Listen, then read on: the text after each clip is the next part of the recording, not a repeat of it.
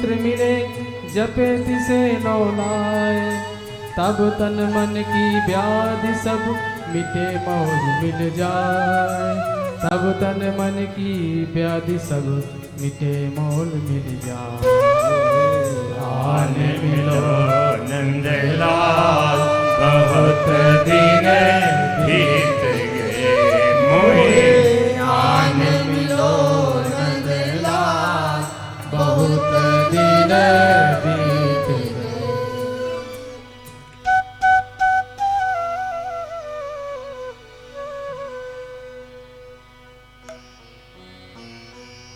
नारायणं नमस्कृत्य नरं चैव नरोत्तमं देवीं सरस्वतीं व्यासं ततो जयमुदीरये।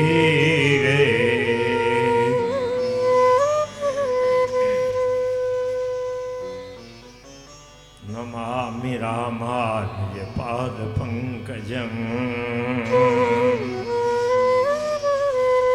वदामि रामानुजनाम निर्मलम्।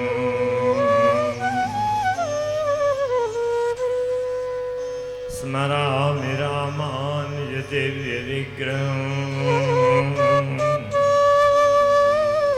करोमि रामानुज दास दास्यता।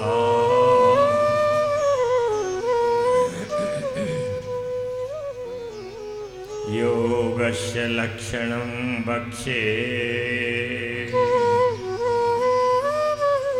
सवीजस्य नृपात्मजे।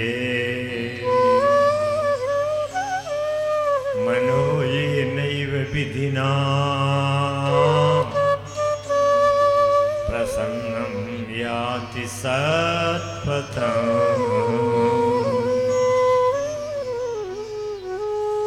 परम कृपालु जगतपति जगदाधार अकारण करुणा वरुणालय सर्वाधार सर्वांतर्यामी सर्वजगन्यंता जगतपति परमात्मा श्री नारायण के द्वारा अकारण करुणा कर दिए गए देव दुर्लभ मानव शरीर को प्राप्त कर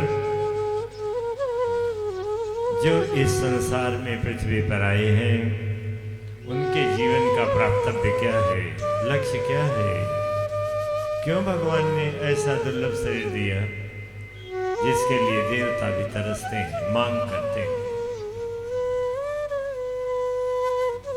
केवल आत्मा परमात्मा की दूरी को समाप्त करने के लिए बस, और कोई लक्ष्य नहीं है। जीवात्मा क्या है, परमात्मा क्या है, जीवात्मा और परमात्मा का संबंध क्या है, हम भगवान से दूर क्यों पड़े हैं और भगवान तक पहुंचने का उपाय क्या है, सारे शास्त्रों का यदि निष्कर्ष निकालेंगे इन्हीं 5 बातों का उत्तर वर्णन किया जाता है। किसी में कुछ, किसी में कुछ, किसी में थोड़ा, किसी में अधिक। मैं कौन हूं, परमात्मा कौन है, हमारा और परमात्मा का भगवान का क्या संबंध है, हम भगवान से दूर क्यों पड़े हैं और भगवान तक पहुंचने का उपाय क्या है। 5 चीजें हैं। उन्हीं में से भगवान तक पहुंचने के उपाय में से एक साधना है ध्यान योग, जिसका कल वर्णन किया जा रहा था। ध्यान योग ऐसी एक प्रक्रिया, ऐसा एक कर्म, ऐसी एक क्रिया जिसके करने से जीवात्मा परमात्मा का मिलन हो जाता है, योग हो जाता है, जोड़ हो जाता है, एकीकरण हो जाता है। उसी का नाम है ध्यान योग।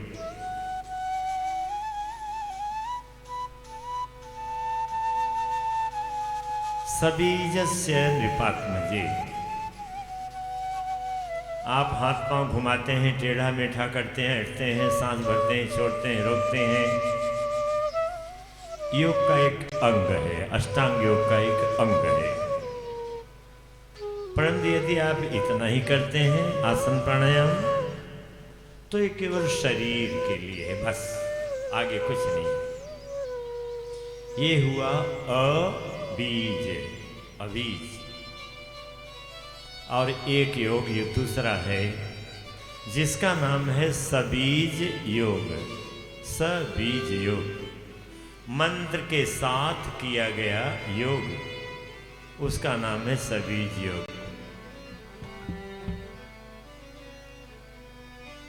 आसन आप कर रहे हैं, प्राणायाम कर रहे हैं, पूजन कर रहे हैं, यज्ञ कर रहे हैं, हवन कर रहे हैं, ध्यान कर रहे हैं। इसमें बीज क्या है, मुख्य चीज क्या है? मंत्र जप।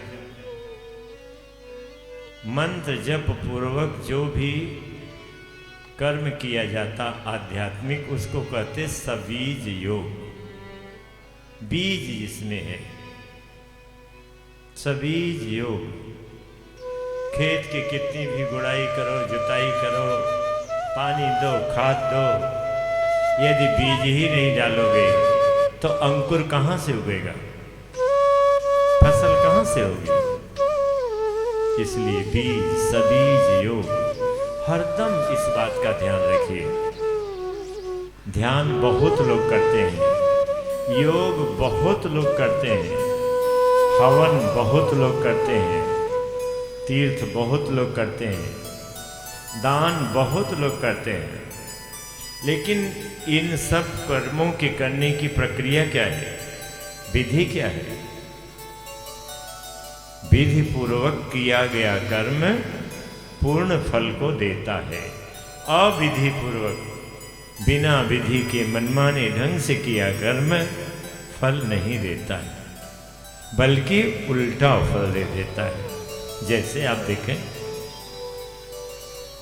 आप जानते हैं रोटी कैसे बनाई जाती है। पहले आप इकट्ठा करेंगे रोटी के लिए चकला, बेलन, परात, आटा, चिमटा, पानी, चूल्हा, गैस और माचिस। रोटी के बनाने के साधन हो गए।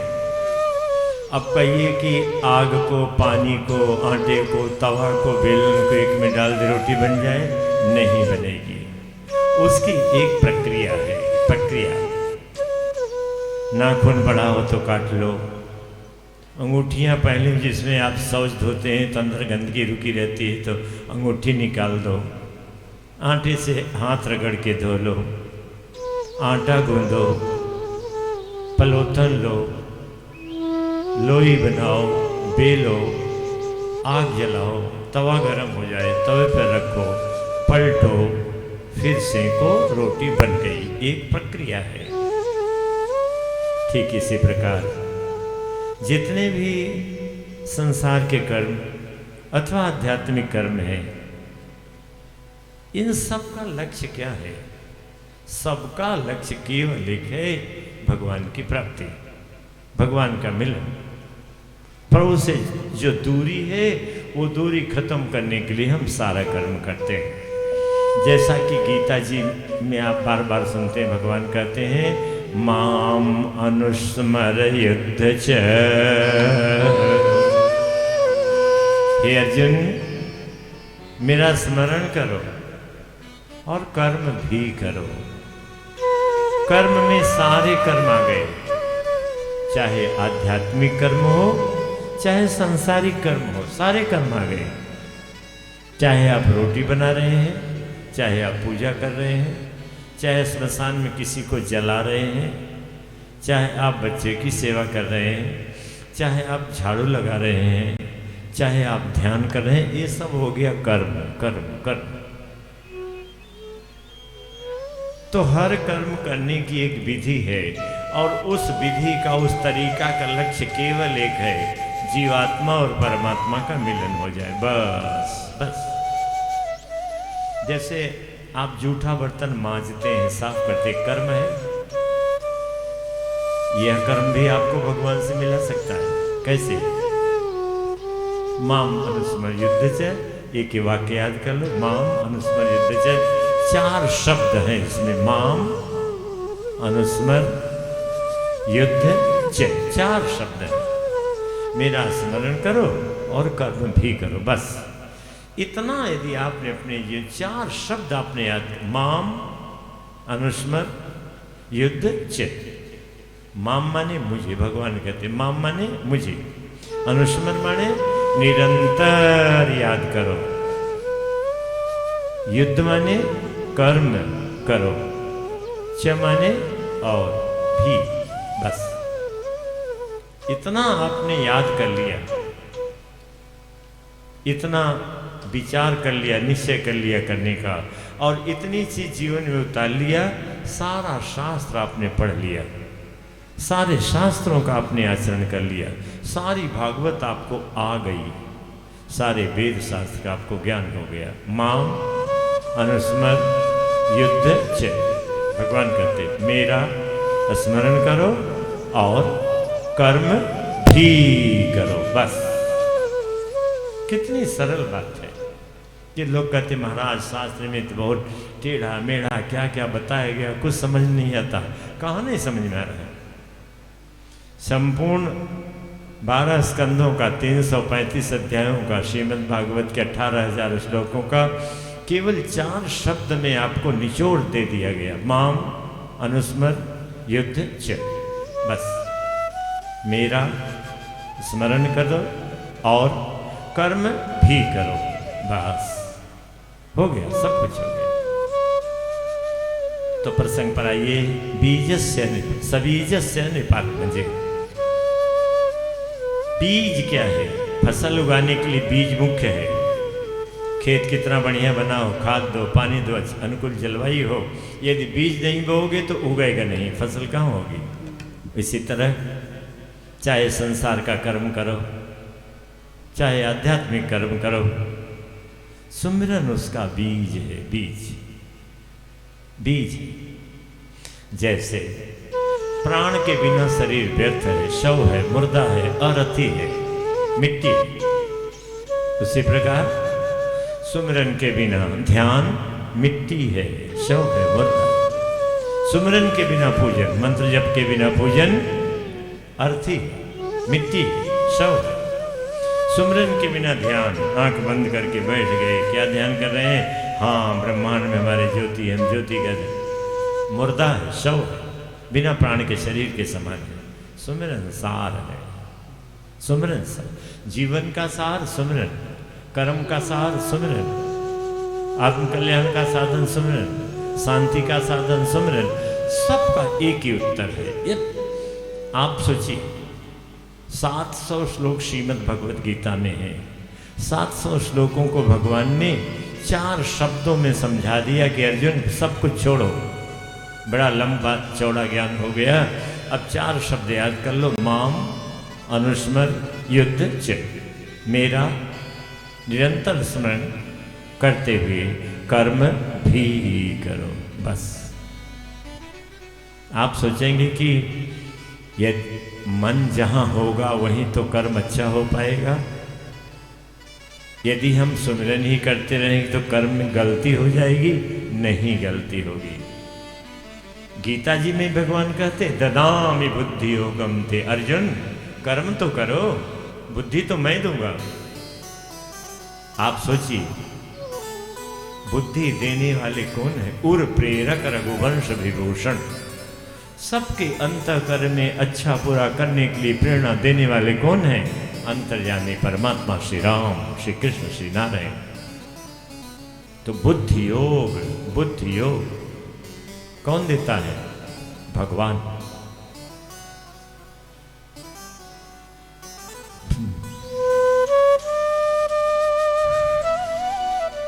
बुद्धि के प्रेरक कौन है? भगवान। कहते हैं ना, कोई गलत काम करके कहते अरे भगवान ने इसको क्या बुद्धि दिया। एक अनपढ़ व्यक्ति भी जो गांव का है, गंवार है, कखग अभी नहीं जानता है, यदि गांव में कोई गलत काम कर दे तो क्या कहता है? हे राम, भगवान ने क्या इसको बुद्धि दिया। राम राम राम राम। इसका मतलब बुद्धि देने वाले कौन है? भगवान। भगवान।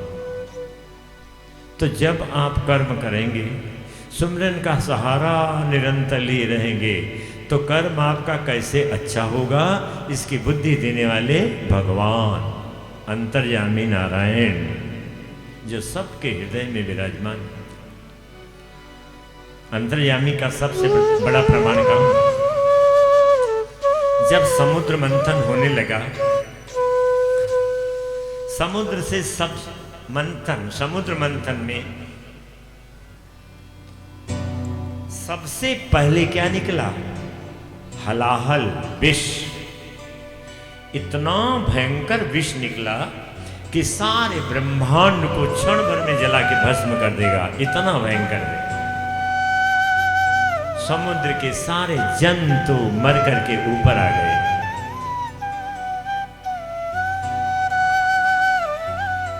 सब लोग भगवान से प्रार्थना की, महाराज महाराज इसको खत्म करो, खत्म करो। भगवान बोले इतने छोटे काम के लिए मेरी कोई जरूरत नहीं है। शंकर जी से बोलो, शिव जी को बोलो। जब शिव जी हलाहल विष को पीने के लिए तैयार हुए, पार्वती जी ने शिव जी के चरण कमल को पकड़ लिया, बोले मत पियो मत पियो महाराज, मर जाओगे, ऐसा मत करो मत करो। शिव जी बोले नहीं, मैं मान नहीं सकता, मैं पीऊंगा। बोले महाराज कुछ हो जाए? बोले कुछ नहीं होगा। बोले क्यों नहीं कुछ होगा? शिव जी ने बड़ी अच्छी बात कहा। शिव जी महाराज ने कहा कि हे पार्वती, समस्त शरीरधारियों के अंतःकरण में अंतर्यामी रूप से परमात्मा विराजमान है। जो समस्त शरीरधारियों पर कृपा करता है, उस पर समस्त शरीरधारियों के अंतःकरण में अंतर्यामी रूप से विराजमान परमात्मा प्रसन्न हो जाते हैं। इससे बड़ा भगवान को प्रसन्न करने का दूसरा कोई साधन नहीं है। ये शिव जी महाराज ने कहा। और विष पी गए, ओम नमो नारायणाय करके विष पी लिया, कुछ नहीं हुआ। विष पीना तो बहुत खराब चीज है ना। जो भी सारे ब्रह्मांड को जलाने में समर्थ है, शिव जी पी गए। कहां तक गया? केवल कंठ तक गया, बस यही जाके खत्म हो गया। शिव जी महाराज के गले में उस विष के प्रभाव से नीला सा एक धब्बा दाग पड़ गया, जो शिव जी का आभूषण बन गया। शिव जी के नाम में एक नाम जुड़ गया, नीलकंठ, जिसका कंठ नीला है। सौंदर्य भी हो गया, एक नाम बढ़ गया। तो ददामि बुद्धि योगम ते, ऐसा कभी मत सोचना कि हम तो सुमिरन में ही डूबे रहेंगे, तो कहीं दाल में नमक की जगह चीनी न डाल दें, कहीं खीर में चीनी की जगह नमक न डाल दें, कहीं हल्दी की जगह मिर्च न डाल दें दाल में। नहीं, कभी नहीं होगा। ददामि बुद्धि योगम ते, सबके अंदर तो भगवान बैठे हैं और बुद्धि देने वाले भगवान हैं। आप देखते हैं ना, जो भगवान की बड़ी भक्ति में तन्मय है, जब उनकी बुद्धि नहीं काम करती तब क्या करते हैं? अरे छोड़ो, भगवान का पूजा पाठ किए चुपचाप भगवान का ध्यान करते हैं, इस आशा से कि भगवान कोई प्रेरणा करेंगे।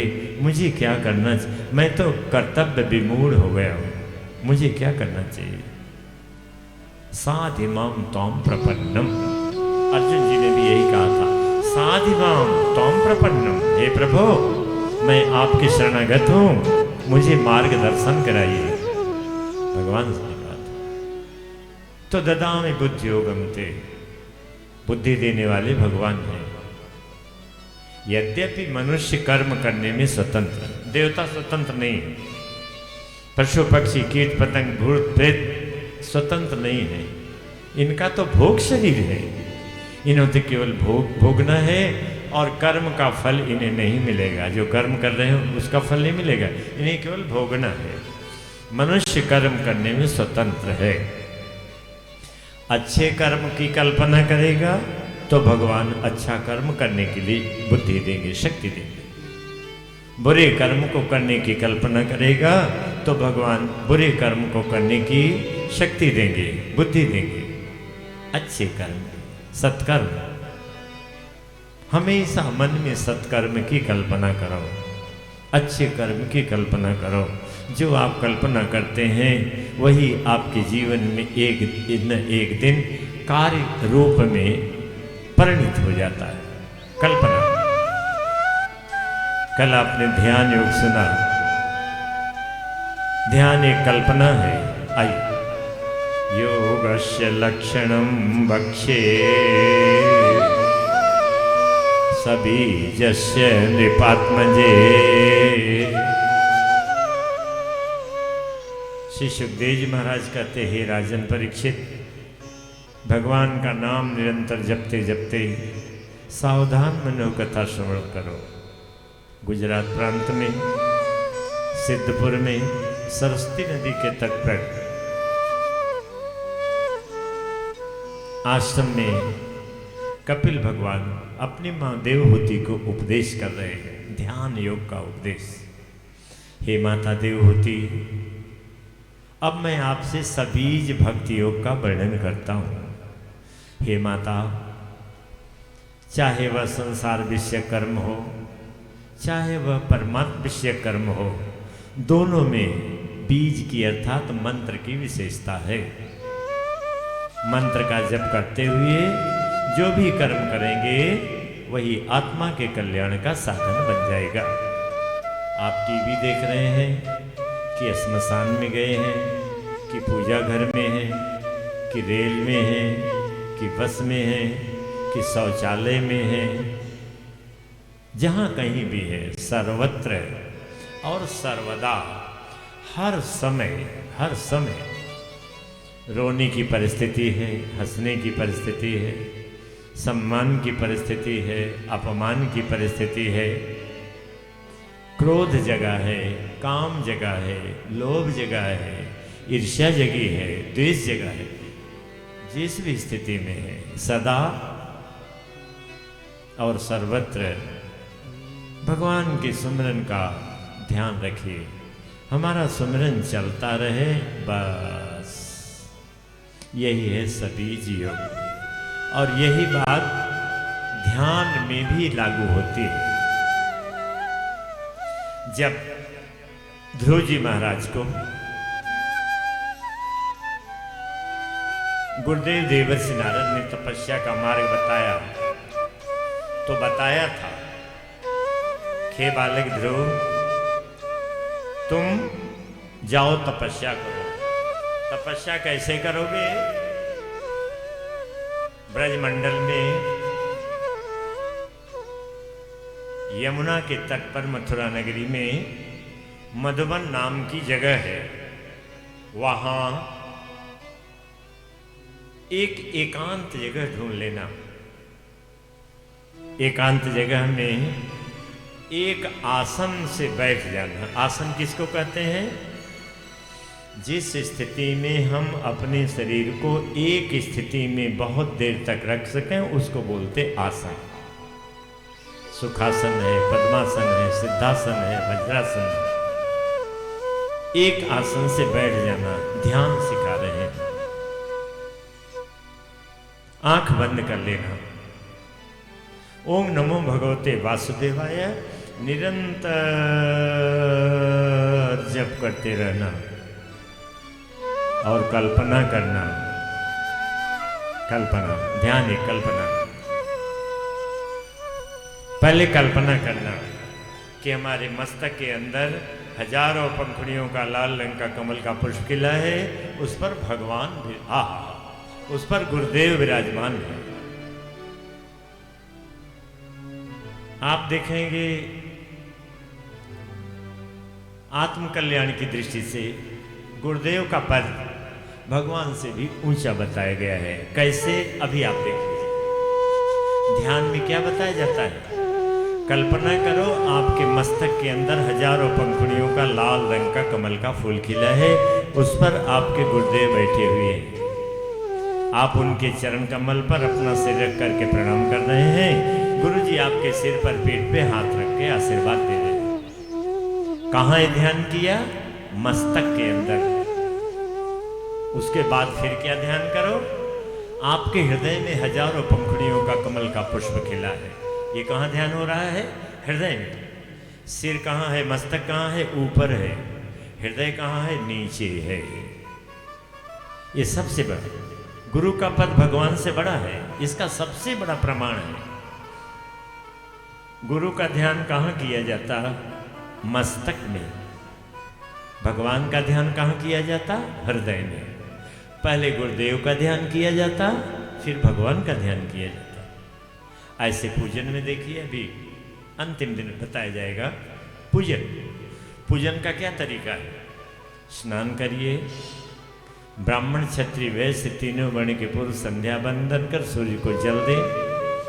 ब्राह्मण क्षत्रिय वैश्य शूद्र की स्त्रियां और शूद्र पुरुष सूर्य नारायण को जल दे, प्रणाम करें। फिर अपने अपने पूजा घर में जाएं। सबको पूजा करने का अधिकार है। ब्राह्मण क्षत्रिय वैश्य शूद्र पुरुष स्त्री नपुंसक सबको पूजा करने का अधिकार है।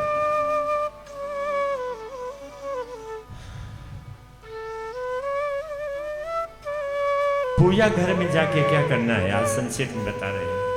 सबसे पहले भगवान को प्रणाम करना है। अपने संप्रदाय के अनुसार अपने मस्तक पर तिलक लगाना है। भगवान को प्रणाम करना है और आंख बंद करके क्षण भर के लिए गुरुदेव का ध्यान करना है। कल्पना करिए, मस्तक के अंदर गुरुदेव विराजमान है कमल के फूल पर। मैं उनको प्रणाम कर रहा हूँ। उनके चरण कमल पर सिर रख करके गुरुदेव हमारे सिर पे पीठ में हाथ रखा आशीर्वाद दे रहे हैं। बस इतने से गुरु जी का ध्यान हो गया। उसके बाद क्या नियम? हम क्यों पहले गुरु का ध्यान करते हैं? तब उसके बाद क्या है? तद हस्ते नैव आराधनम स्वीकुर। इसका बड़ा रहस्य है। हे प्रभु, मेरा शरीर तो अपवित्र है, मल मूत्र हड्डी चर्म इत्यादि से भरा हुआ है। गुरुदेव का शरीर पवित्र है। जब हम गुरुदेव का ध्यान कर लेते हैं तो हमारा शरीर गुरुमय हो जाता है। गुरुमय, आपने सुना होगा ना, एक लोहा होता है और एक पारसमणि होती है। पारसमणि जब लोहे को छू देती है तो पारसमणि लोहे को सोना बना देती है। स्वयं नहीं सोना बन पाती। पारसमणि चाहे कि मैं सोना बन जाऊं, नहीं बनेगी। लेकिन पारसमणि लोहे का स्पर्श करेगी तो लोहा सोना हो जाएगा। हम जब गुरुदेव का ध्यान कर लेते हैं तो हमारा शरीर गुरुमय हो जाता है। फिर ये हाथ हमारे नहीं रह जाते। तभी भगवान से प्रार्थना की जाती, प्रभु तद हस्ते नव आराधनम स्वीकुर। मेरे गुरुदेव के हाथ से आप पूजन स्वीकार करो। फिर पूजा की जाती है।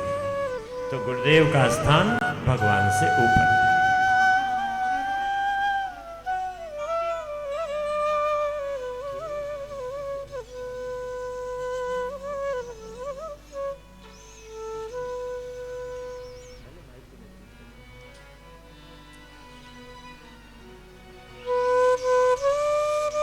पहले गुरुदेव का ध्यान मस्तक में और फिर हृदय में खिले हुए जल कमल पर भगवान का ध्यान।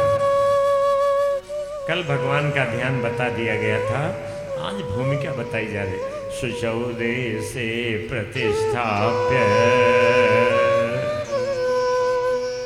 बेजितासन आसन तस्मिन् स्वस्ति समासीन युकाय समभ्यसे। ध्यान कहाँ करना चाहिए? ध्यान से सुनिए। ध्यान के लिए जो जगह चुनिए उसकी दो विशेषता हो। एक तो साफ सुथरी जगह हो। मच्छर होगा, खटमल होगा, मक्खी होगी, आपके ध्यान में विघ्न कर देंगे। साफ सुथरी जगह हो। दूसरी विशेषता स्वच्छ वातावरण हो। बंद कमरे में ध्यान करेंगे? नहीं, खुली, जितनी खुली जगह हो। कमरा हो तो कम से कम दो तरफ तो खिड़की दरवाजे हो ही हो। फिर आसन। आसन कैसा बिछावे? सुकोमल आसन, जिस पर इतना कोमल आसन हो कि आराम से बहुत देर भी एक आसन से बैठे रहें तो आसन कहीं आपके शरीर में चुभने न लग जाए। आसन जगह का चयन हो गया, आसन पर बैठ गए और ऐसे आसन से बैठें कि जिस आसन से आप अधिक देर तक एक स्थिति में शरीर को रख सकें। जरूरी नहीं कि वज्रासन मानिए, सिद्ध नहीं।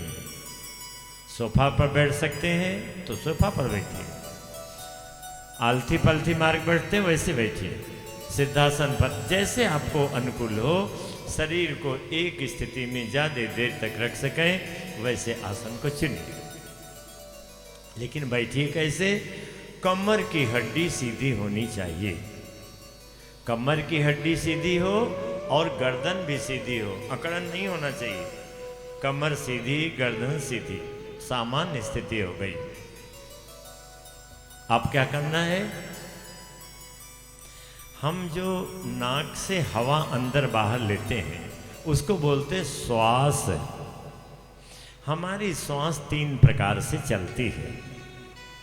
कभी केवल दाहिने छिद्र से हवा अंदर बाहर होती है श्वास की, कभी केवल बाएं छिद्र से श्वास की हवा अंदर बाहर होती है, और कभी दोनों श्वास छिद्र खुले रहते हैं, दोनों श्वास छिद्रों से श्वास की हवा अंदर बाहर होती है।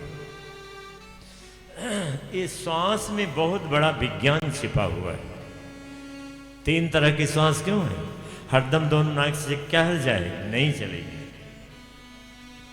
जब आपकी केवल दाहिनी नाक से हवा चल रही है, समझना कि अब शरीर हमारा कुछ खाने को मांग रहा है। जब केवल बाएं नाक से हवा चल रही है तब समझना हमारा शरीर कुछ पीने के लिए मांग रहा है। और तीसरी स्थिति है, दोनों नासिका छिद्र स्वच्छ हों, दोनों नासिका छिद्रों से श्वास की हवा समान रूप से अंदर बाहर हो रही हो, वो है ध्यान का समय, मन को एकाग्र करने का समय। तो 3 स्थिति हमारे सांस की है और 3 स्थिति 3 काम की है। जब आपको पानी पीना हो, दूध पीना हो, लस्सी पीना हो, तब क्या करें? कोशिश करें कि हमारी बाईं नाक से हवा चले। कैसे चलेगी? थोड़ा सा दाहिनी करवट लेट जाइए अथवा दाहिनी तरफ झुक करके थोड़ी देर बैठ लीजिए। मंत्र जपते जपते नीचे वाली नासिका छिद्र बंद हो जाएगा, ऊपर वाली नाक से हवा चलने लगेगी। पी लीजिए, शरीर के लिए बड़ा गुणकारी होगा। भोजन आ गया, देखे ओहो बाईं नाक चल रही, कोई बात नहीं, थोड़ा बाएं करवट झुक गए मंत्र जपते जपते या लेट गए।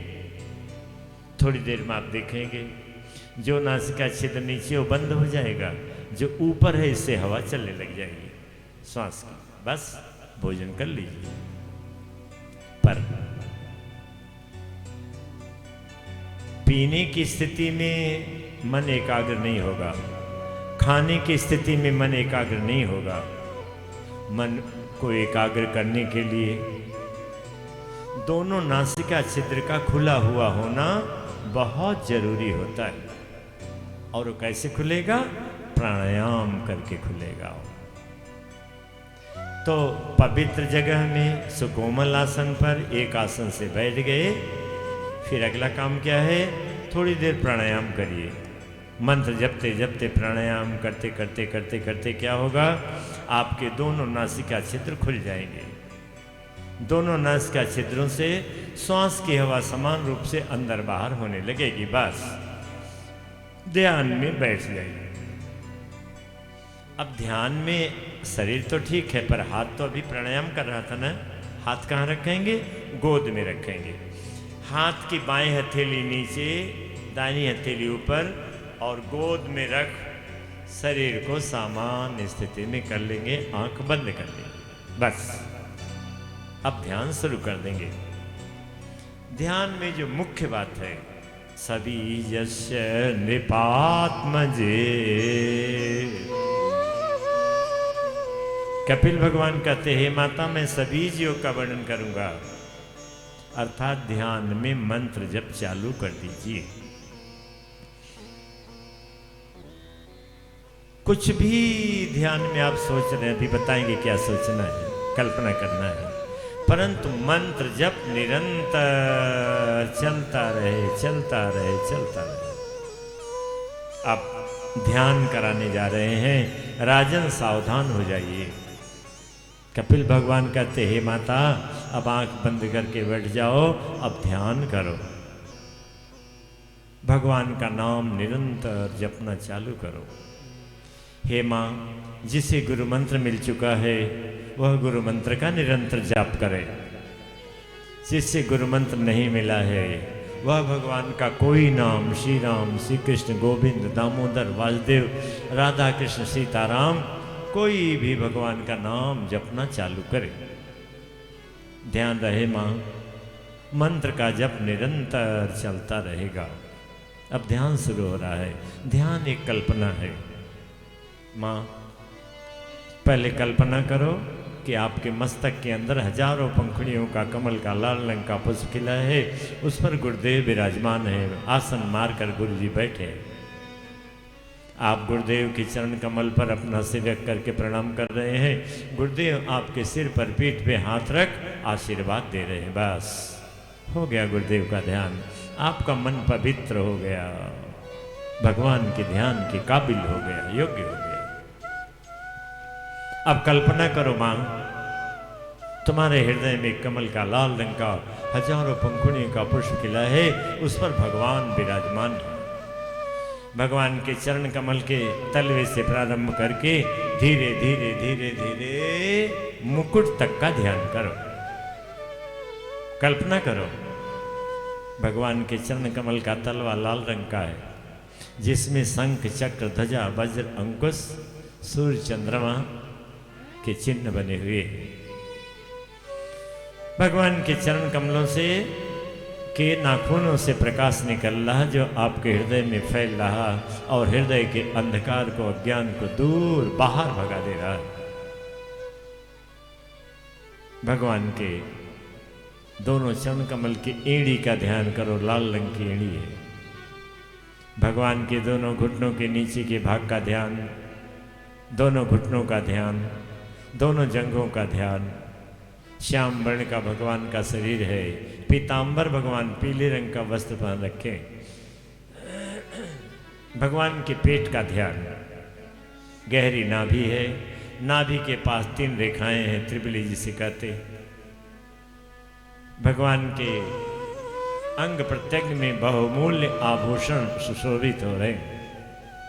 चरण कमल में नूपुर है, कमर में करधनी है, कलाई में कंगन है, बाजू में बाजूबंद है, गले में अनेक हार, हीरे, जवाहरात, मोती, माणिक से जटित सोने के हार हैं।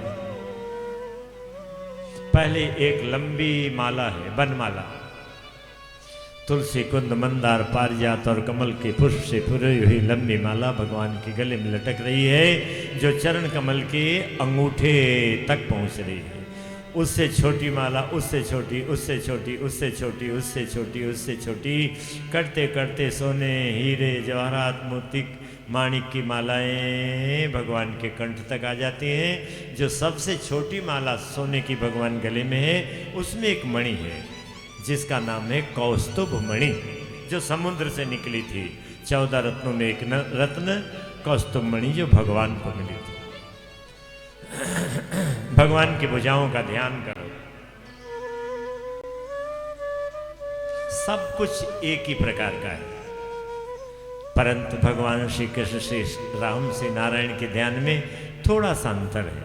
गुरुदेव के बताए अनुसार भगवान के एक स्वरूप का ध्यान करो। यदि भगवान श्री राम का ध्यान करना है तो सुंदर धनुष बाण के साथ सुंदर 2 भुजाओं का ध्यान करो। यदि भगवान श्री कृष्ण का ध्यान करना है, सुंदर बंसी के साथ सुंदर 2 भुजाओं का ध्यान करो। यदि भगवान श्री नारायण का ध्यान करना है, तो शंख, चक्र, गदा और पद्म के साथ सुंदर 4 भुजाओं का ध्यान करो। भगवान की भुजाएं कैसे हैं? सर्पाकार। सांप देखा है ना, बड़ा सांप हो, मोटा होता है, फिर पतला पतला पतला पतला पतला, इसी तरह भगवान की सर्पाकार भुजाएं। ऊपर मोटी हैं, फिर धीरे धीरे धीरे धीरे पतली हो जाती है। भगवान के हाथ की सुंदर उंगलियां, उंगलियों में अनेक प्रकार के आभूषण। भगवान के मुखार बिंद के दोनों तरफ घुंघराले काले चिकने केश लटक रहे हैं। कानों में कुंडल है, लंबी ठोड़ी है, लाल लाल ओठ है, सफेद दांतों की कतार है, नुकीली नाक है, बड़ी बड़ी आंखें हैं। आपकी ही तरफ भगवान कृपा दृष्टि से देख रहे हैं, मानो भगवान की दृष्टि से आपको पर भगवान की कृपा बरस रही, कृपा बरस रही। मुखार बिंद पर मंद मुस्कान है, जैसे माता का बोध बालक से वियोग हुए बहुत समय बीत जाए, फिर बालक को देख करके मां के नेत्र खिल जाते हैं, ऐसे भगवान प्रसन्न मुद्रा में। मंत्र जप चालू रखो मां, मंत्र जप की धारा नहीं टूटनी चाहिए। भगवान की दोनों भौहें चढ़ा उतार, चौड़ा मस्तक, मस्तक पर तिलक, सिर पर मुकुट।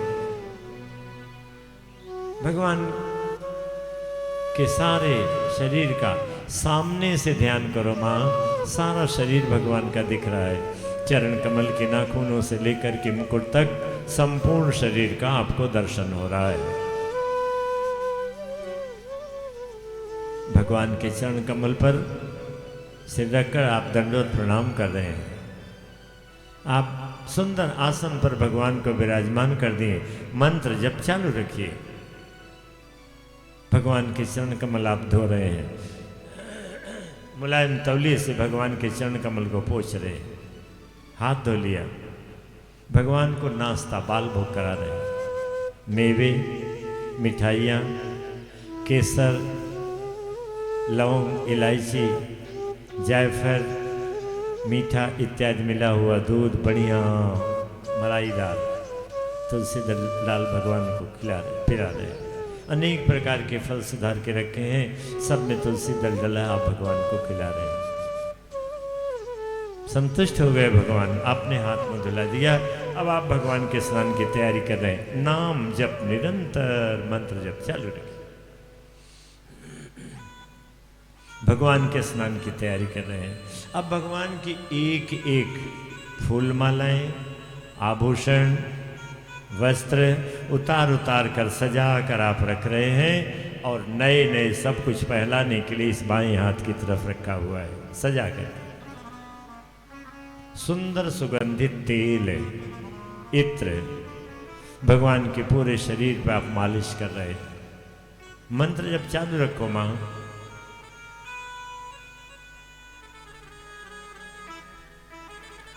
सोने के बड़े बड़े दो पतीले हैं, जिसमें एक में गंगा जल भरा है और एक में पंचामृत, गाय का दूध, दही, घी, शक्कर और शहद एक पतीले में भरा है। दोनों में तुलसी दल डाल दिया।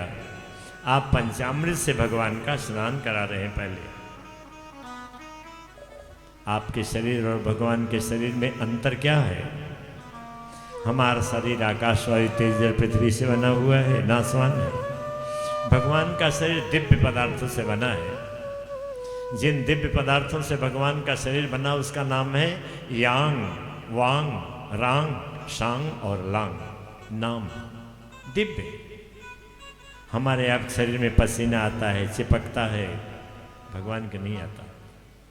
आपके बाल पर यदि दूध दही डाला चिपक जाएगा, भगवान के नहीं है। ये पड़ा स्वच्छ भगवान का है, कुछ नहीं होता, चिपकता ही नहीं। दिव्य शरीर है ना, इच्छा बपू है। भगवान का पंचामृत से स्नान करा दिया, गंगा जल से स्नान कर दिया, मुलायम तौलिए से भगवान के शरीर को पोंछ रहे प्रेम से, और पुनः भगवान के शरीर पर सुगंधित तेल फुलेल की मालिश कर रहे। भगवान को सुंदर सुंदर वस्त्र धारण करा रहे हैं, गहने धारण करा रहे हैं, फूल मालाओं से श्रृंगार कर रहे हैं, तिलक लगा रहे हैं, केस का श्रृंगार कर रहे हैं, चंदन से अनेक प्रकार की कारीगरी भगवान के शरीर पे कर रहे हैं, भगवान को प्रणाम कर रहे हैं, भगवान को धूप दीप दिखा रहे हैं और अब भगवान का भोग लगाएंगे। 56 प्रकार के भोग व्यंजन बने हुए भगवान के सामने अनेक थालों में, परातों में, पतीलों में भर भर भर भर के रखे हुए हैं। सब में तुलसी दल आपने डाल दिया है। आप भगवान को अपने हाथों उठा उठा के खिला रहे हैं। 20-21 ग्रास खिलाते हैं, जल पिलाते हैं, फिर खिलाते हैं, फिर जल पिलाते हैं। कभी बीच में जूस पिला रहे हैं सर फल का, कभी लस्सी, कभी जल, जैसी भगवान इच्छा करते आप पिला रहे हैं। संतुष्ट हो गए भगवान। आपने भगवान का हाथ मुंह धुला दिया, पोंछ दिया, पान का बीड़ा खिला रहे हैं। लौंग, इलायची, कत्था, केसर, गुलकंद और बहुत सी औषधियाँ पड़ी हैं। ऐसे पान के बीड़े में तुलसी दल डाल भगवान को आप खिला रहे हैं। हाथ धो लिया आपने। बहुत से बत्तियों से बनी आरती है, आप भगवान की आरती कर रहे हैं। हजारों बत्तियों से बनी आरती, आप भगवान की आरती कर रहे हैं। जब आप आरती करते हैं, अनेक प्रकार के बाजे, ढोल, मृदंग, नगाड़े, मंजीरे, हारमोनियम, तमाम बाजे बज रहे हैं और आप भगवान की बड़ी मस्ती से आरती कर रहे हैं। पहले चरण कमल के पास आरती करते, फिर नाभि के पास आरती करते, फिर मस्तक के पास आरती करते, फिर सारे शरीर की आरती कर रहे हैं। रख दिया आरती, जल का छींटा दिया, भगवान को प्रणाम कर रहे हैं। आप भगवान की चरण सेवा कर रहे हैं, भगवान की परिक्रमा कर रहे हैं, भगवान को झूला झुला रहे हैं, भगवान को शयन करा रहे हैं, सुला रहे हैं। प्रभु की चरण सेवा सुकोमल हाथों से कर रहे हैं। भगवान को प्रणाम करते प्रभु का ध्यान समाप्त हुआ। अब पुनः गुरुदेव का ध्यान अपने मस्तक में खिले हुए शशदल कमल पर करिए। आप गुरुदेव के चरण कमल पर अपना सिर रखकर प्रणाम कर रहे हैं। गुरुदेव आपके सिर पर, पीठ पर हाथ रख आशीर्वाद दे रहे हैं। ध्यान, अभी आंख बंद रखो माँ। ध्यान एक कल्पना है माँ। यही कल्पना करते करते करते करते एक ऐसा समय आ जाता है, जिस स्वरूप की आप अपने हृदय में कल्पना करते हैं, उसी स्वरूप से भगवान प्रकट हो जाते हैं। इसलिए कहा जाता है भगवान का अपना कोई स्वरूप नहीं है, भगवान की अपनी कोई चाहना नहीं है। भक्त की इच्छा के अनुसार भगवान रूप धारण करते हैं। कल आपने कथा में श्रवण किया, भीष्म पितामह जी महाराज के पास 2 भुजा वाले द्वारिकाधीश आए थे, परंतु पितामह जी की इच्छा थी कि 4 भुजा वाले का मैं दर्शन करता करता शरीर का त्याग करूं, तो भगवान ने 4 भुजा को धारण किया। भक्त की इच्छा के अनुसार भगवान का स्वरूप, भक्त इच्छा के अनुसार भगवान वस्त्र पहनते हैं, भक्त की इच्छा के अनुसार भगवान भोग स्वीकार करते हैं, भक्त की इच्छा के अनुसार भगवान सोते हैं, भगवान जगते हैं। ऐसा क्यों है? वैकुंठ में रहने वाले परमात्मा जब इस पृथ्वी पर जीवों का कल्याण करने के लिए आते हैं, तो अपने स्वभाव को बदल करके, उल्टा करके आते हैं। जो सारे ब्रह्मांड की रखवाली करता है, वो आपके मंदिर में बैठ के प्रभु आशा करते हैं कि मेरा भक्त रक्षा करेगा, मेरा दरवाज़ा बंद करेगा, मेरे दरवाजे में ताला लगाएगा, मेरे कहीं बर्तनों की चोरी न हो जाए, मेरा भक्त रक्षा करेगा। जो सारे ब्रह्मांड का भरण पोषण करने वाले भगवान हैं, पृथ्वी पर हमारे आपके कल्याण के लिए मूर्ति के रूप में, फोटो के रूप में आकर के आशा करते हैं भक्त मेरा भोग लगाएगा, भक्त मेरा स्नान कराएगा, भक्त मेरी आरती करेगा, भक्त मुझे सुलाएगा, भक्त मुझे जगाएगा। ये भगवान अपने स्वभाव को बदल करके इस संसार में आते हैं जीवों के कल्याण के लिए। यदि भगवान का वैकुंठ जैसा यहाँ स्वभाव हो, कोई भगवान के पास नहीं जाएगा, कोई पूजन नहीं करेगा। दिव्य पदार्थों से भगवान की वहाँ तो पूजा होती है। यहाँ तो जो हमारे को मिल गया, कनेर का फूल मिल गया, चाहे सदाबहार का मिल गया, चाहे मोतिया का मिल गया, अच्छा मिल गया, बुरा मिल गया, सूखी रोटी है तो भी भगवान स्वीकार करेंगे, 56 भोग है तो भी भगवान स्वीकार करेंगे। अपने स्वभाव को बदल करके भगवान अर्चावतार के रूप में पृथ्वी पर आते हैं। पर व्यूह विभव अंतर्यामी अर्चावतार, ये 5वां जो भगवान का स्वरूप है, इसका नाम है अर्चावतार। गरीब से गरीब घर में मिट्टी की मूर्ति है, चाहे कागज पर बना हुआ भगवान का स्वरूप है, चाहे दीवार पे बना हुआ भगवान का स्वरूप है, चाहे धनाटे घरों में सोने चांदी की मूर्तियां हैं, लकड़ी की हैं, पत्थर की हैं, अष्टधातु की हैं, बालू की हैं, जैसी भी है, प्राण प्रतिष्ठित हैं, अप्राण प्रतिष्ठित हैं, सब में बराबर शक्ति है। ऐसा नहीं कि बद्रीनाथ भगवान में बड़ी शक्ति है, आपके घर में जो भगवान बालकृष्ण लाल का फोटो उसमें शक्ति नहीं, ऐसा नहीं है। सब में बराबर शक्ति है, बराबर शक्ति है। आपकी आराधना के अनुसार वही स्वरूप आपको पूरा फल देता है। ध्यान का समय समाप्त हो, दोनों हाथ की हथेलियों को थोड़ा रगड़ो, हथेलियां उंगलियां गर्म हो जाएं, उंगलियों से आंखों को थोड़ा मसल करके फिर आंख को खोलो, ध्यान पूरा हुआ। इसी का नाम है ध्यान योग। श्री बाल कृष्ण लाल की जय। तुरंत मांगा है मैंने शाम से वरदान ये कही, वरदान ये कही, तेरी कृपा बनी रहे जब तक है जिंदगी, तेरी कृपा बोलो रहे जब तक है जिंदगी। मांगा है मैं बोलो वरदान ये कही, वरदान ये कही, तेरी कृपा बनी रहे जब तक है जिंदगी, तेरी कृपा बनी रहे जब तक है जिंदगी।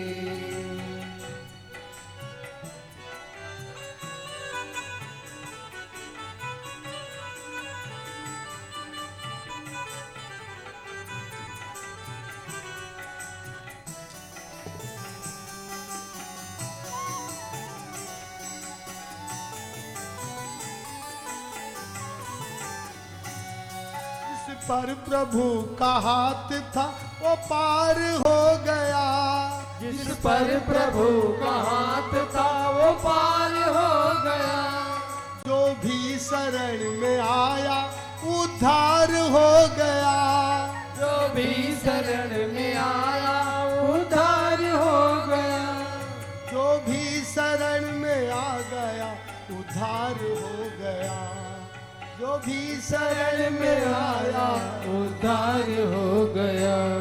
जिसके भरोसा शाम पर ओ, जिसका भरोसा श्याम पर डूबा कभी नहीं, डूबा कभी नहीं, तेरी कृपा बनी रहे जब तक है जिंदगी, तेरी कृपा बनी रहे जब तक है जिंदगी।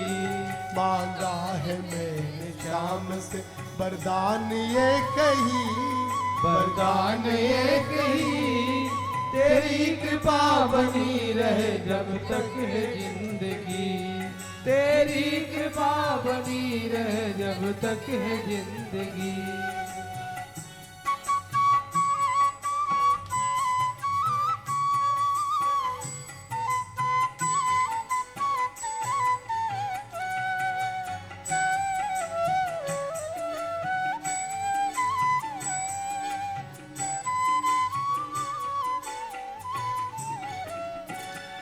कोई समझ सका नहीं माया बड़ी अजीब, कोई समझ सका नहीं माया बड़ी अजीब। जिसने प्रभु को पा लिया है वो ही खुश नसीब, जिसने प्रभु को पा लिया वो ही खुद नसीब।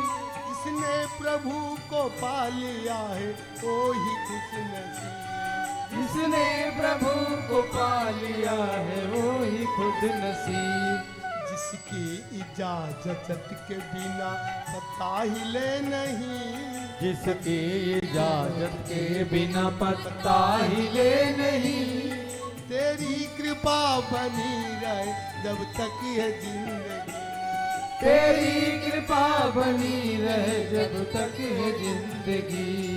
मांगा है मैं कि शाम से वरदान ये कही, वरदान ये कही, तेरी कृपा बनी रहे जब तक है जिंदगी।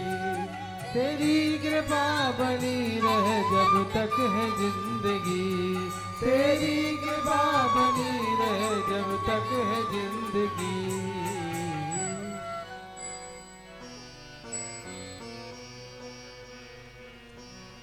नरकस्थो देहं वै न पुमास्त्यक्तुमिच्छते नारक्यां निर्वृतौ सत्या देवमाया विमोहितः।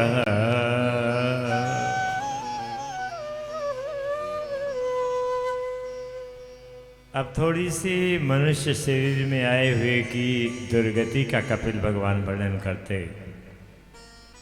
हे माता देवहूति, देखो मनुष्य मरण तक किस तरह दुर्गति को प्राप्त करता है। हे माँ, ध्यान से सुनो। श्री सुखदेव जी महाराज परीक्षित जी महाराज को सावधान करते, राजन मंत्र का निरंतर जप करता करता करता करता सावधान हो कथा श्रवण कर। कपिल भगवान कहते, माँ जैसा भी अपना शरीर है वही अपने को बहुत अच्छा लगता है, कैसा भी है, काला है कि गोरा है, एक आंख वाला है कि दो आंख वाला है कि बिना आंख वाला है, गर्दन टेढ़ी है कि हाथ टेढ़ा है, कि बहरा है कि लंगड़ा है कि लूला है, कि हाथ पांव गल गए हैं, कीट पतंग है कि भूत प्रेत है, कि पशु पक्षी है, कि मनुष्य है, कि देवता है, प्रेत है, सबको अपना अपना शरीर बड़ा प्रिय होता है।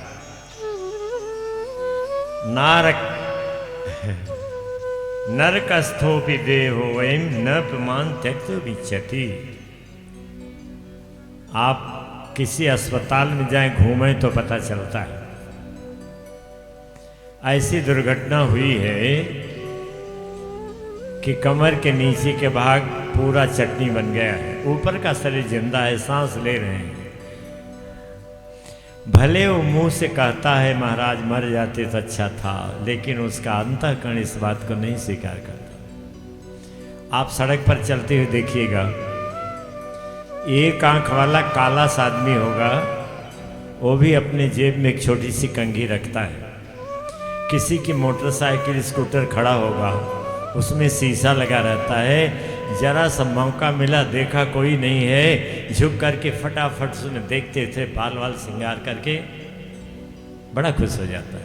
कैसा भी, गोरा हो काला हो, एक आंख वाला हो दो आंख वाला हो, रोगी हो निरोगी हो, जैसा भी होगा वही सुंदर मानता है। दिन भर में कितनी बार कंघी करता है, बाहर निकले जरा बाल वाल ठीक के करके निकलेगा।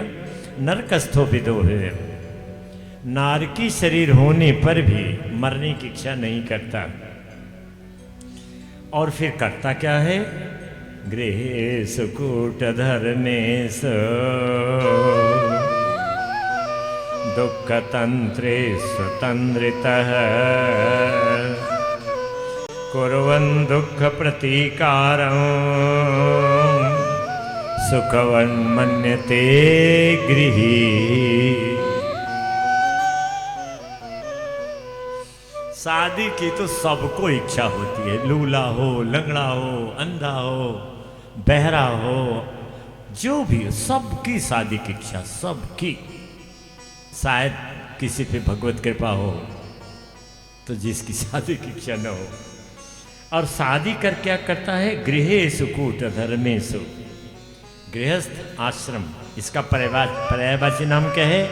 कूट धर्म, कपट से चलने वाला आश्रम। देखिए कैसे कपट से चलने वाला आश्रम गृहस्थ आश्रम कहा गया। पति पत्नी के साथ कुछ कपट जरूर रखती है। पति पत्नी के साथ कुछ कपट जरूर रखता है, पत्नी पति के साथ कुछ कपट जरूर रखती है, माँ बेटे के साथ कुछ कपट जरूर रखती है, बेटा माँ के साथ कुछ कपट जरूर रखता है, पिता पुत्र के साथ कुछ कपट जरूर रखता है, पुत्र पिता के साथ, जितने भी संसार के संबंध गृहस्थाश्रम में अवश्य कुछ न कुछ कपट माने कूट है। कूट और कपट पर्यायवाची। कूट धर्म माने कपट के धर्म से चलने वाला आश्रम, इसका नाम है गृहस्थ आश्रम। और कपट कब तक करता है? जब तक मर नहीं जाता। खाट पे पड़ा है, सांस गिन रहा है, लेकिन फिर भी कपट करता है। दादा आपने इनका पैसा लिया था, याद नहीं है बेटा। सब याद है दुष्ट को, सब याद है, लेकिन सोच रहा है यदि कह दूंगा पैसा लिया था तो बेटे पैसा इसको वापस कर देंगे तो हमारे बेटों के पास पैसा कम हो जाएगा। कपट, चूंकि जीवन भर कपट किया है, इसलिए मृत्यु पर्यंत जब तक श्वास है कपट ही कपट करता रहता है। और कुर्वन् दुःख प्रतीकारम सुखवन् मन्यते गृही, दुख को दूर करने का बड़ा उपाय करता है। और जब जैसे पत्नी नहीं है, बड़ा दुखी है, शादी हो जाती, महाराज कोई उपाय करते, कैसे भी मिल जाती, वंश तो चलता नहीं, हो गई शादी, बड़ा सुखी, वाह वाह वाह, बड़े सुखी हो गए। थोड़े दिन बाद लगता है अरे तो कोई मजा नहीं है। एक लड़का यदि हो जाता है तो वाह क्या बात है। चल लड़का हो गया, जब लड़का हो गया तो थोड़े दिन तो बड़ा रहता, फिर ये कोई बड़ी बात नहीं है। मकान नहीं है, किराए के मकान में जगह बदलते बदलते ऊब गए, एक भी कमरा यदि हो, चाहे झुग्गी अपनी हो जाती, बन गया, क्या बात है। धीरे धीरे लगता है तो सामान्य चीज, फिर नहीं, कम से कम 4-6 कमरे तो होने चाहिए ना। बहू के लिए होना चाहिए, बेटियां आती हैं उनके लिए होना चाहिए, मेहमान के लिए, हमारे लिए एक अलग होना चाहिए, एक पूजा घर भी होना चाहिए। वो भी हो गया, लगता है बहुत बड़ी चीज़ मिल गई, फिर कुछ दिन लगता है ये सामान्य चीज़ है। ऐसे कुर्वन् दुःख प्रतीकारो, जितना जो अभाव है उसको प्राप्त करने का प्रयास करता करता करता करता और कपट करता करता करता करता बुढ़ा हो जाता है। कुटुंब भरणा कल्पो मंद भाग्यो वृथोद्यम। माँ धीरे धीरे धीरे करके कपट धर्म में रहते हुए कपट करते करते बुढ़ा हो जाता, फिर धन के उपार्जन में असमर्थ हो जाता। अब धन नहीं कमा पाता, तब घर में वो इज्जत नहीं होती जो पहले होती थी। पहले पोतरा दौड़कर गोद में जाता, दादा दादा दादा, कि उसे पता है दादा टॉफी लाए हमारे लिए। आज पोतरा नहीं जाता गोद में, क्यों? उसे पता है दादा के पास कुछ है ही नहीं। जो पत्नी, जो पुत्र, जो भाई, जो पुत्रवधू धन कमाता था तो बड़ा सम्मान करते थे, अब वो उसका सम्मान नहीं रह गया। लेकिन उनके द्वारा दुर्गति किए जाने पर भी ऐसी आसक्ति है, ऐसी ममता है, ऐसा लगाव है, ऐसा अपनत्व है कि मन वहां से हटता नहीं। कितनी भी दुर्गति करेंगे नहीं हटेगा। अयोध्या में एक गृहस्थ आया, गुरु जी कहे, गुरु जी बड़ी मार पड़ी, क्या हो गया? ये देखिए महाराज, पीठ में निशान पड़े थे डंडे के, ये देखिए, बहू ने भी मारा, बेटे ने भी मारा, अब मैं कभी घर नहीं जाऊंगा। गुरु जी कहते, अच्छा ये घाव तुम्हारा भर जाएगा। हाँ महाराज जी, आपकी कृपा हो। वो सोच रहा है कि घाव भर जाएगा, गुरु जी कह रहे हैं कि जो उनको दोष दे रहे हो ना, वो सब भूल जाओ, भर जाएगा। जहाँ 2 महीने 4 महीने 6 महीने खाया पिया था, टनटना गया और भंडारा वगैरह में जाके 2-4-200 रुपया भी इकट्ठा कर लिया। फिर गुरु जी प्रणाम करता है, महाराज जी वो यदि आज्ञा हो तो थोड़ा घर हो जाए। अच्छा घाव भर गया? हाँ महाराज कोई बात नहीं, मारा आखिर अपने ही तो, जाओ जाओ, फिर घाव हो जाएगा तो फिर घर गया। थोड़ा थोड़ा खर्च कर रहा है, थोड़ा थोड़ा, मान लो 1000 रुपया ले गया है तो थोड़ा थोड़ा खर्च करे। जब घर वाले देखे अब कुछ नहीं रह गया, फिर वही डंडा, फिर वही घाव, फिर आ गया। महाराज जी बहुत, अब कभी नहीं जाऊंगा। लेकिन कब तक जाता रहा? जब तक शरीर में दम थी और जब तक कुछ कमा लेता था। ये है गृहस्थ आश्रम। नाद्रियन्ते यथा पूर्वम् कीनासा इव गोचरम्। जो पशुओं के दूध के व्यापारी हैं, यदि उनके यहाँ आप जाएं, थोड़ा अच्छी तरह से समझें, तो उनके यहाँ गायों को खिलाने पिलाने, भैंस को खिलाने पिलाने और रखने के अलग अलग श्रेणी हैं। दूध देने वाली गाय अलग, गर्भवती गाय अलग, जो एकदम जर्जर हो गई हो अलग, बछड़े अलग। सबसे खराब स्थिति किनकी है? जो अब दूध नहीं देती हैं, गाय हो, भैंस, बकरी हो, जो कुछ बच गया अन्न के खाने से, सूखा भूसा डाल दिया, पानी दिखा दिया, खाओ या मरो। ठीक वही स्थिति गृहस्थ आश्रम में पड़े हुए पुरुष स्त्री की वृद्धावस्था में होती। लेकिन माया का ऐसा प्रभाव है, हर एक व्यक्ति सोचता है मेरा लड़का बड़ा लायक है, बुढ़ापे में जरूर मेरे काम आएगा। हर व्यक्ति सोचता है, देख रहा है भाई का लड़का अपने बाप को बुढ़ापे में मार रहा है, मेरा भाई मेरे पिताजी को माताजी को भी मारता है, चुप रहो, 4 बार खाओगे, अभी तो खिलाया था। लेकिन कल्पना करता नहीं मेरा बेटा बड़ा अच्छा होगा, मेरी सेवा करेगा। ये संसार बदले का है, मनुष्य इस बात को समझता नहीं। हर गृहस्थाश्रम अपने माँ बाप सास ससुर का अपमान करेगा, अपमान, और आशा करेगा मेरा बेटा बहुत अच्छा होगा। जब खाट पे पड़ जाओ तब मालूम पड़ेगा कि कितना अच्छा है बेटा और कितनी अच्छी है बहू। आश्चर्य है, परम आश्चर्य, परम आश्चर्य।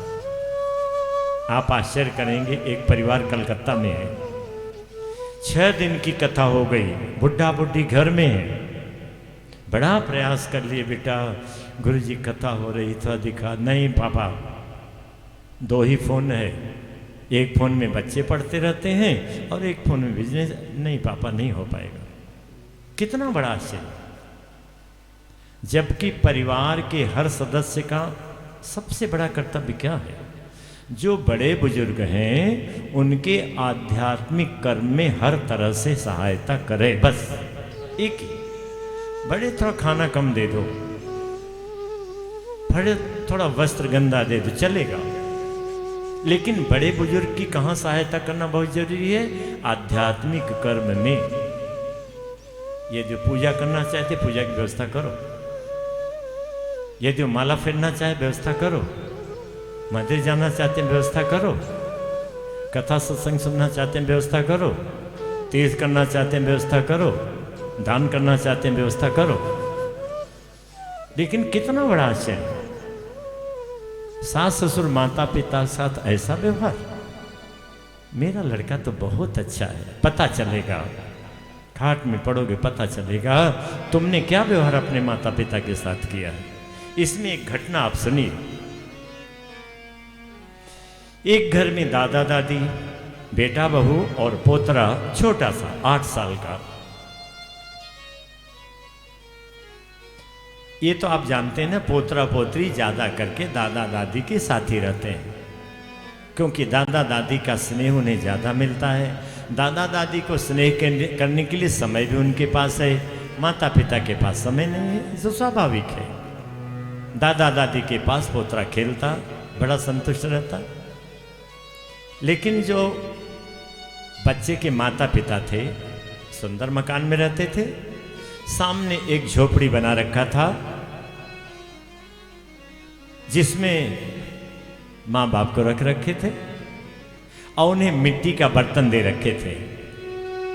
जब भोजन बन जाए, चलो खाना लेने के लिए जल्दी आओ, आते थे बेचारे, डग डग डग डग करते भोजन लेके जाते, वहां खा के धो के मिट्टी का बर्तन रख देते थे। पोतरा दादा दादी के पास ज्यादा रहता था। जब किसी के पास आदमी रहता है घनिष्ठ में, तो उसके साथ प्रेम हो जाना, स्नेह हो जाना स्वाभाविक है।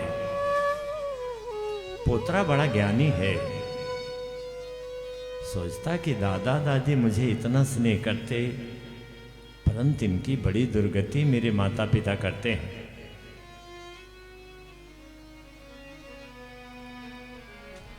बच्चे ने कहा, दादा दादी,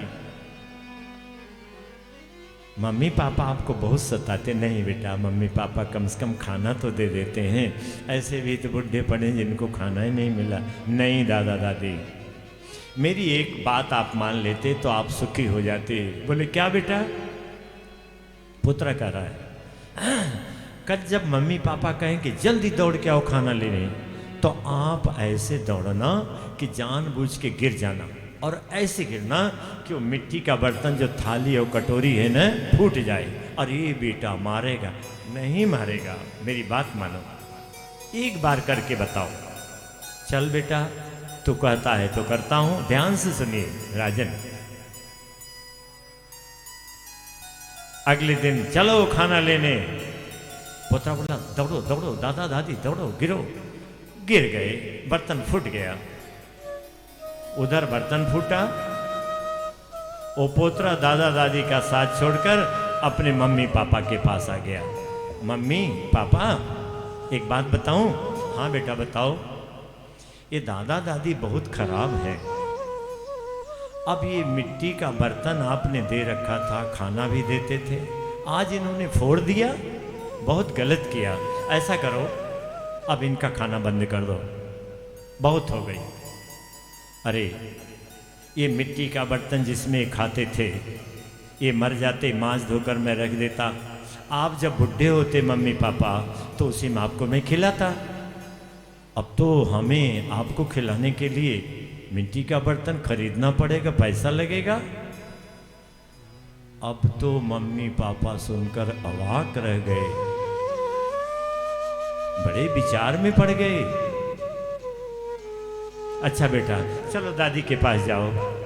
चला गया। दादा दादी बोले, बेटा अब तो तू रोटी बंद करा दिया। दादी चुप रहो, अभी देखो कमाल दिखाऊंगा। अब मम्मी पापा एक जगह बैठ गए। बोले, तो बड़ा गलत हो गया।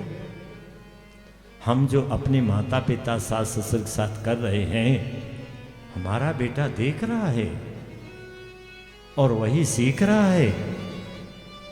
जैसा हम इनके साथ कर रहे हैं, हमारे साथ ऐसा ही करेगा। ऐसा करो, अब व्यवहार बदल दो भैया, नहीं तो बुढ़ापा खराब हो जाएगा, नरक बन जाएगा। बड़े प्रेम पूर्वक माँ बाप को अपने महल में साथ रखा। बढ़िया मेज कुर्सी लगाकर पहले माँ बाप को प्रेम से खिलाते, हाथ मुंह धुलाते, तब अपने खाते, नहलाते धुलाते, बढ़िया कपड़ा पहनाते। किस लिए? मेरा बेटा इन बातों को देखे तो मेरे बुढ़ापे में ऐसा ही करेगा। ये है दृष्टांत। किस लिए? जैसा आप करेंगे अपने बड़ों के साथ, आपकी संतान भी आपके साथ वैसा ही करेगी, वैसा ही करेगी। अब देखिए इधर, श्रियाहीन कृपणो ध्यायन् श्वसिति मूढ़धीः। अब बुढ़ापा आ गया, खाट में पड़ गए, ध्यान, केवल ध्यान करते हैं, भगवान का ध्यान नहीं। मैंने बड़ी मेहनत किया, कितना झूठ बोला, कितना बेईमानी किया, इतना कमाकर बच्चों को दे दिया, हमारे हाथ में तो कुछ रह भी नहीं गया। ध्यान, ध्यान, बेटे को ऐसे पाला था, खेत बेचकर इसको पढ़ाया था, खेत बेचकर बहू को गहने लाया था। ध्यान, भगवान का ध्यान नहीं, ये ध्यान। श्वसिते, लंबी लंबी सांस आए, मूढ़धी, क्योंकि अज्ञान वाली बुद्धि वाले हैं, इसलिए इन्हें ऐसा करना पड़ रहा है। एवं स्वभरणा कल्पं तत्कलत्रादयस्तथा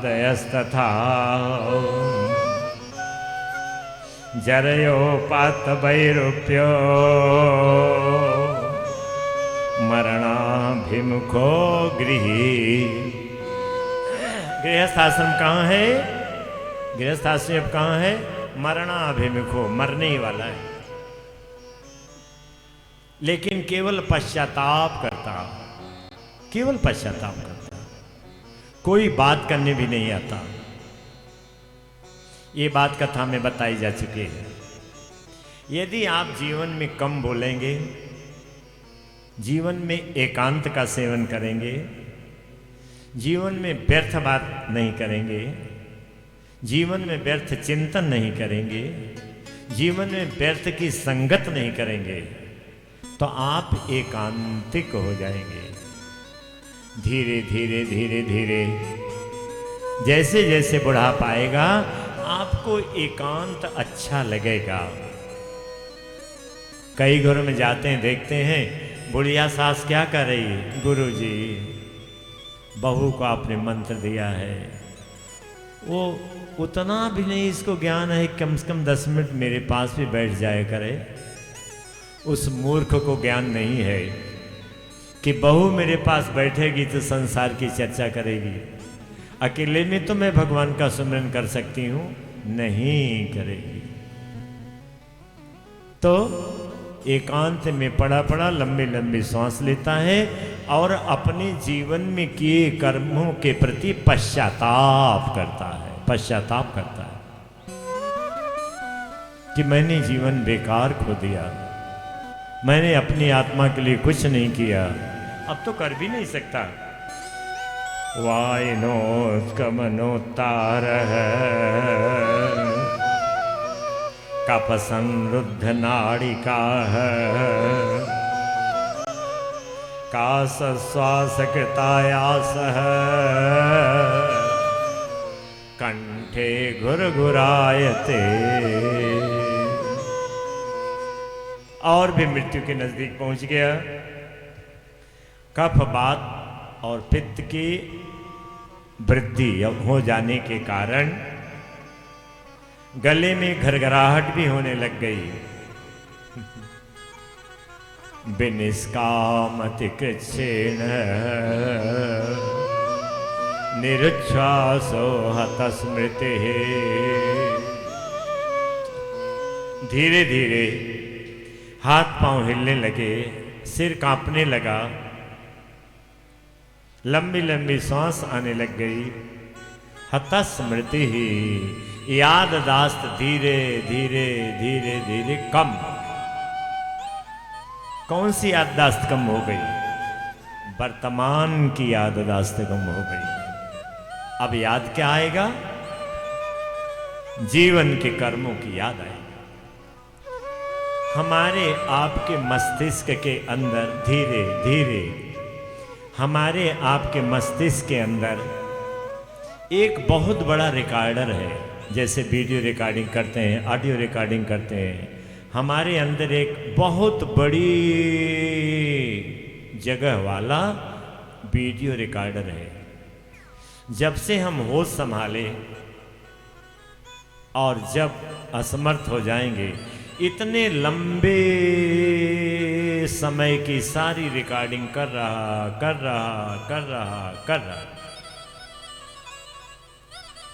अभी हम आप यदि याद करें कि 10 साल पहले हमने क्या किया था, नहीं याद आएगा। लेकिन मृत्यु के समय में सारी रील खुल जाएगी। शादी ब्याह होता है, मुंडन होता है, गृह प्रवेश होता है, आप रिकॉर्डिंग कराते हैं। जब कोई आता है, खोल के देखो, ये है, ये है, ये है। इसी तरह जब मृत्यु के समय में संसार की याद, स्मृति खत्म हो जाती है, तब वो रिकॉर्डर खुल जाता है। वो खुल जाता है, पूरा दिख रहा है। जब से होश संभाले क्या कर रहे हैं, क्या किया, क्या किया, क्या किया। और ज्यादातर कौन सी चीज दिखाई देती है? जिसमें हमने बहुत मन लगाकर कर्म किया है, वही कर्म ज्यादा दिखाई देता है। इसके दृष्टांत कौन है? भीष्म पितामह जी महाराज। भीष्म पितामह जी महाराज जो जीवन भर सोए नहीं, पूरी रात भर भगवान का ध्यान करते हैं। लेकिन आज मृत्यु के समय में सामने कृष्ण भगवान खड़े नहीं दिखाई दे रहे हैं। कौन दिखाई दे रहा है? दो चीजें दिखाई दे रही हैं। अपने हृदय में जिन चतुर्भुज नारायण का जीवन भर ध्यान किया, वो चतुर्भुज नारायण प्रत्यक्ष दिखाई दे रहे हैं। और मनुष्य जो पाप कर्म करता है, पुण्य कर्म की अपेक्षा पाप कर्म में ज्यादा सावधानी बरतता है, ज्यादा सावधानी बरतता है। आप देखिए, आप 10 ब्राह्मणों का भोजन कराते हैं, किसी को एक मकान का आप दान कर देते हैं, 2 गायों का दान कर देते हैं, कोशिश करते हैं कि ज्यादा से ज्यादा लोग इसको जाने, हमारी प्रशंसा हो। लेकिन जब कोई चोरी करते हैं, कोई कपट करते हैं, कोई परिस्त्री गमन करते हैं, कितनी सावधानी से, कितनी छिपा करके, पत्नी सबसे नजदीक है न, उससे भी नहीं बताते। पति सबसे नजदीक है न, उससे भी नहीं बताती। बहुत सावधान होकर के। जितना पाप कर्म में मनुष्य सावधानी बरतता है, एकांत बरतता है, छिपाता है, उतना पुण्य कर्म में नहीं करता है। इसीलिए मृत्यु के समय में क्या जाता है? सारे पाप कर्मों की रील खुल रही है। भीष्म पितामह ने अपने जीवन में कितने बड़े बड़े अच्छे कर्म किए होंगे, कुछ नहीं याद आ रहा है। याद क्या आ रहा है? पाप कर्म। पापी दुर्योधन का साथ दिया। पापी दुर्योधन का साथ देने के कारण भगवान पर बाणों का प्रहार किया, अपने इष्ट पर बाण का प्रहार किया। इससे बड़ा पाप कर्म कौन होगा?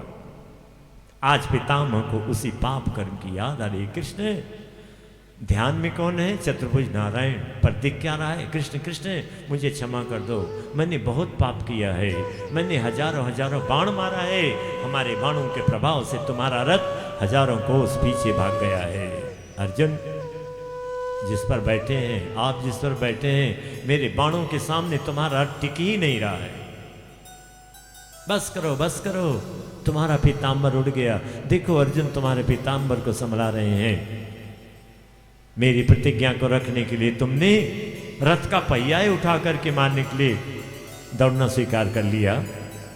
मैंने प्रतिज्ञा किया था कि कल मैं कृष्ण की प्रतिज्ञा तोड़वा दूंगा। कृष्ण ने प्रतिज्ञा किया था कि महाभारत में सेवा का काम करूंगा, युद्ध का काम नहीं करूंगा। आज मैं श्री कृष्ण के हाथों में अस्त्र धारण करवा दूंगा। मेरी इस प्रतिज्ञा को पूरा करने के लिए आपने अपनी प्रतिज्ञा तोड़ दिया, मैं बड़ा पापी हूं, मुझे क्षमा कर दो। तो मृत्यु के समय में क्या याद आती है? जीवन में जिन पाप कर्मों को हम बड़ी सावधानी से, बड़ी छिपा करके करते हैं, उन पाप कर्मों की सारी वीडियो रील खुल जाती, वही दिखाई देता है। इतनी असह्य वेदना होती मृत्यु के समय में। यदि आप लोगों में किसी को बिच्छू डंक मारा होगा, एक बिच्छू, वो भी जंगली बिच्छू काला होता है, वो नहीं मारा होगा, बस्ती में रहने वाला बिच्छू पीला वाला काटा होगा, तो कितनी वेदना होती है। मुझे तो पता है, मुझे मारा है। लेकिन मृत्यु के समय में कष्ट कितना होता है। ये बिच्छू नहीं, जंगली बिच्छू, कहीं जंगल में आप जाएं तो बिल्कुल काला मोटा सा बिच्छू होता है। 1000 बिच्छू एक साथ हमारे शरीर में डंक मार दें तो जितनी वेदना होगी, जितना कष्ट होगा, मृत्यु के समय में और जन्म के समय में उतना ही कष्ट होता है। इतने कष्ट में पड़ा है। जीवन के पाप कर्मों की याद आ रही है एक तरफ, और दूसरी तरफ हजारों जंगली बिच्छू के डंक मारने की पीड़ा हो रही है। मल मूत्र का बिस्तर में त्याग कर देता है, आंख से आंसुओं की धारा बह रही है। खड़े खड़े बेटे बेटी पोतरे, पापा मैं अलका हूं, बंबई से आ गई, पहचान रहे हो? पापा के लिए कौन अलका कौन पलका। वो तो जीवन के कर्मों को याद कर रहे हैं, रील दिख रही है। बनेले बिच्छुओं के, 1000 बिच्छुओं के डंक मारने की जो वेदना है, मलमूत्र का त्याग कर दिया है। अब वो दूसरी दुनिया में चले गए। बड़े मुश्किल से यमराज के दूत इस शरीर में से प्राण निकालते हैं। प्राण कैसे निकलता पापी का?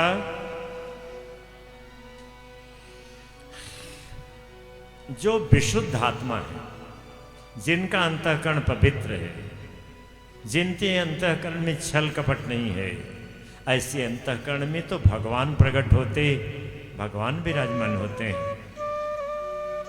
ऐसे अंतःकरण वालों का शरीर कैसे छूटता है, शरीर से प्राण कैसे निकलता है? जैसे मक्खन के गोले में आप दही मथते हैं, मक्खन का गोला निकाला बनाया, उसमें कोई बाल फंस गया है, पकड़ के खींचो, आराम से निकल जाता है।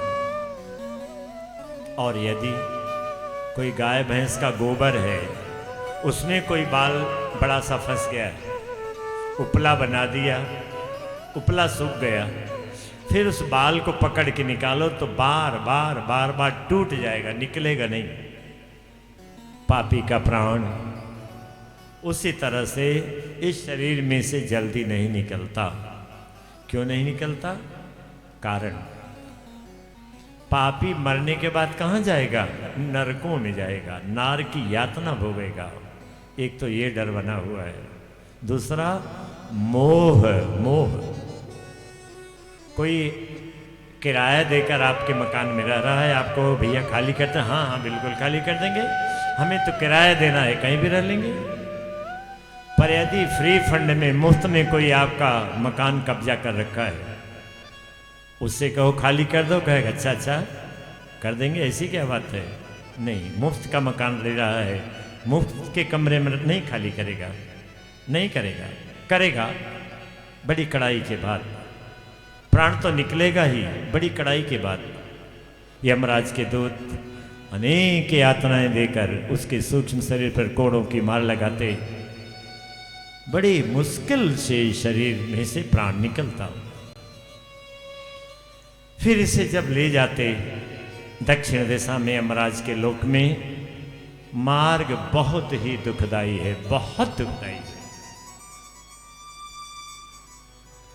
आपने यदि लोहार की भाथी देखा होगा, कहीं बागड़ी के पास जाइए, कोई खुरपी बनवाने के लिए, छेनी बनवाने के लिए, देखिए उसे डाल देता है कोयले की आग में बिल्कुल लाल हो जाता है, लाल आग में, और उसमें कोई अंतर नहीं दिखाई देता। इतना गर्म और रास्ता होता जिस पर यमराज के दूत इसे घसीटते हुए ले जाते, घसीटते हुए। जब रास्ते में से प्यास लगती, इसके शरीर के रक्त को, लोहू को निचोड़ करके पिला देते। रास्ते में से भूख लगती तो इसके शरीर का मांस काटकर इसको खिला देते। और जो पापी भी है, यहाँ संसार में यदि प्याऊ लगवाया है, जल दान किया है, अन्न दान किया है, ब्राह्मणों संतों दुखियों के लिए छाया दिया है, अन्न दिया है, वृक्ष लगाया है, पापी भी होगा तो भी रास्ते में कम से कम उसे भूख लगेगी तो खाना दे देंगे, प्यास लगेगी तो पानी दे देंगे पीने को। और जिसने यह पुण्य कर्म भी धन प्राप्त करके न किया, उसके लिए तो फिर वो वही है, उसके शरीर का रक्त पीने के लिए, शरीर का मांस खाने के लिए, और ले जा करके यमराज के सामने खड़ा कर देते। यमराज और धर्मराज एक ही है, केवल उनका पर्यायवाची नाम है। पापियों के लिए वही यमराज बन जाते, पुण्यात्माओं के लिए वही धर्मराज बन जाते। जैसे एक राजा है, अपराधी को दंड देने के लिए सजा सुनाता है, इसे 20 साल का कारागार दो, इसे फांसी की सजा दो। और वही राजा है जो प्रजा उत्तम काम करती, इसे राष्ट्रपति सम्मान से पुरस्कृत करो, इसे पद्म भूषण सम्मान से पुरस्कृत करो। एक ही तो राजा है, दोनों काम करता है। इसी प्रकार पापियों के लिए वही यमराज बन जाते, पुण्यात्माओं के लिए वही धर्मराज बन जाते। वहां गया, वहां झूठ नहीं बोल सकता, बिल्कुल नहीं बोल पाएगा। क्यों? 11 गवाह वहां खड़े रहते हैं। हमारी 5 ज्ञानेंद्रियां, 5 कर्मेंद्रियां और एक मन, इन 11 इंद्रियों के जो अधिष्ठात्री देवता हैं वो खड़े रहते हैं, खड़े रहते हैं। 11 गवाह खड़े हैं। हमने कोई अंधेरे में काम किया है, उजाले में किया है, छिपा के किया है, प्रकट करके किया है, दिखा के किया है अथवा गुप्त किया है, सबको वो 11 गवाह देख रहे हैं। हमारे जीवन में जो भी कर्म हो रहा है, 11 गवाह खड़े रहते हैं। चित्रगुप्त नाम के एक वहां मुनीम होते हैं, मुनीम, जिनके पास सारे ब्रह्मांड के लोगों के कर्मों का लेखा जोखा होता है। यमराज कहते हैं, चित्रगुप्त इसके जीवन का लेखा जोखा सुनाओ। पुण्य कर्म तो किया नहीं, आप कहेंगे पुण्य कर्म भी तो किया जाता है। पहले दिन की कथा में इसका उत्तर दे दिया गया है। पुण्य क्षरत कीर्तनात्, पापक क्षरत कीर्तनात्। पुण्य और पाप ये दोनों कर्म ऐसे हैं, यदि हम इनका अपने मुख से वर्णन करेंगे ये समाप्त हो जाते हैं। तो हम पुण्य कर्म का तो अपने मुख से वर्णन करते हैं। हम काशी गए थे, गंगा स्नान किया, विश्वनाथ जी का दर्शन किया, बड़ा मजा आया। वहाँ 11 ब्राह्मणों को भोजन कराया। काशी में हमने गौदान भी किया। अभिमान में आकर हम अपने पुण्य का वर्णन कर देते हैं, समाप्त हो जाता है। अब चित्रगुप्त के बही खाते में से तो कट गया पुण्य, क्योंकि हमने वर्णन किया, समाप्त हो गया। और हम जो पाप कर्म करते हैं एकदम छिपा करके करते हैं, किसी से बताते नहीं, पत्नी से भी नहीं, माँ से भी नहीं, भाई से भी नहीं, मित्र से भी नहीं, उसे गुप्त गुप्त गुप्त गुप्त रखते हैं, जिस कारण वो बढ़ता बढ़ता बढ़ता जाता है। पुण्य को छिपा के रखेंगे बढ़ेगा, पुण्य का वर्णन करेंगे समाप्त होगा।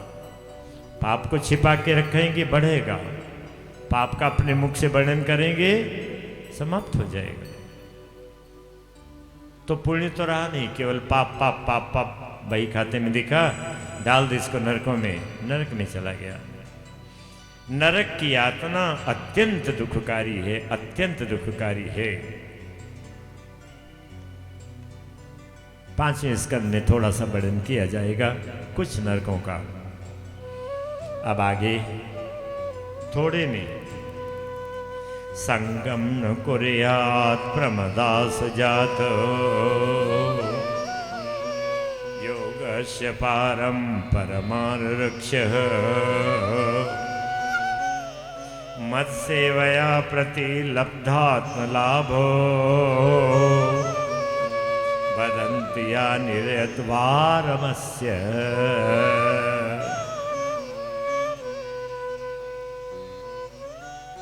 अब तक जितनी कथा हुई जीव की दुर्गति के बारे में, श्री सुखदेव जी महाराज एक श्लोक में सबका निष्कर्ष बताते हैं कि हे राजन परीक्षित, उपरोक्त बातों को देखते हुए एक बात निश्चित होती है कि मनुष्य यदि आत्म कल्याण के इच्छुक है तो कुसंगति से बचे, खराब संगत से बच के रहे। बस एकदम केवल छोटी सी बात कर दिया, क्योंकि संग का ही हमारे ऊपर असर पड़ता है।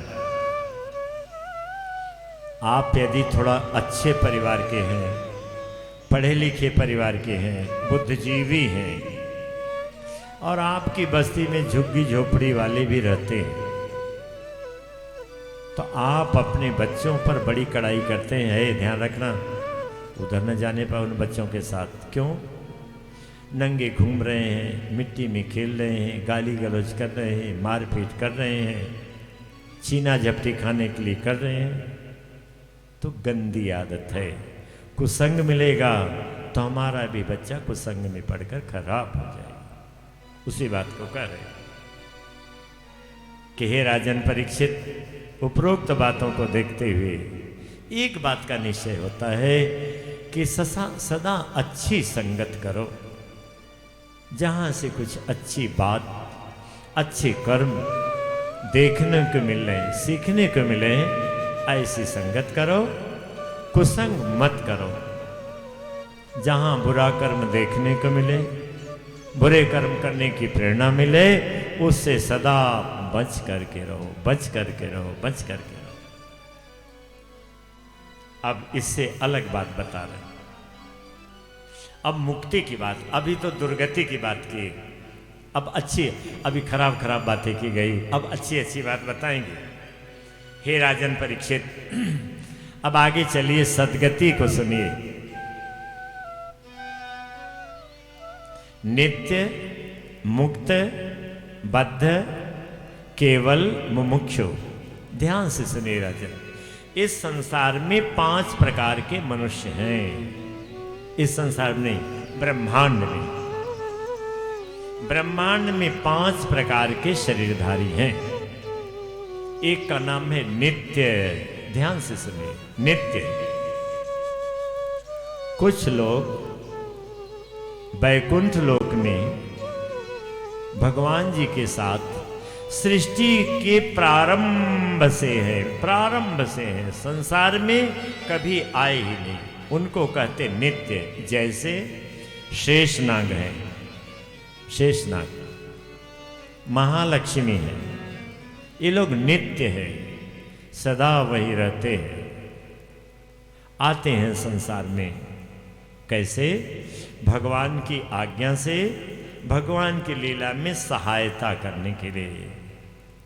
जैसे लक्ष्मी महारानी सीता बन के आई, जैसे शेषनाग श्री लक्ष्मण जी के रूप में आए, जैसे शेषनाग श्री बलराम जी के, उनको नित्य कहते हैं, नित्य जीव, सदा भगवान के पास रहते। एक श्रेणी।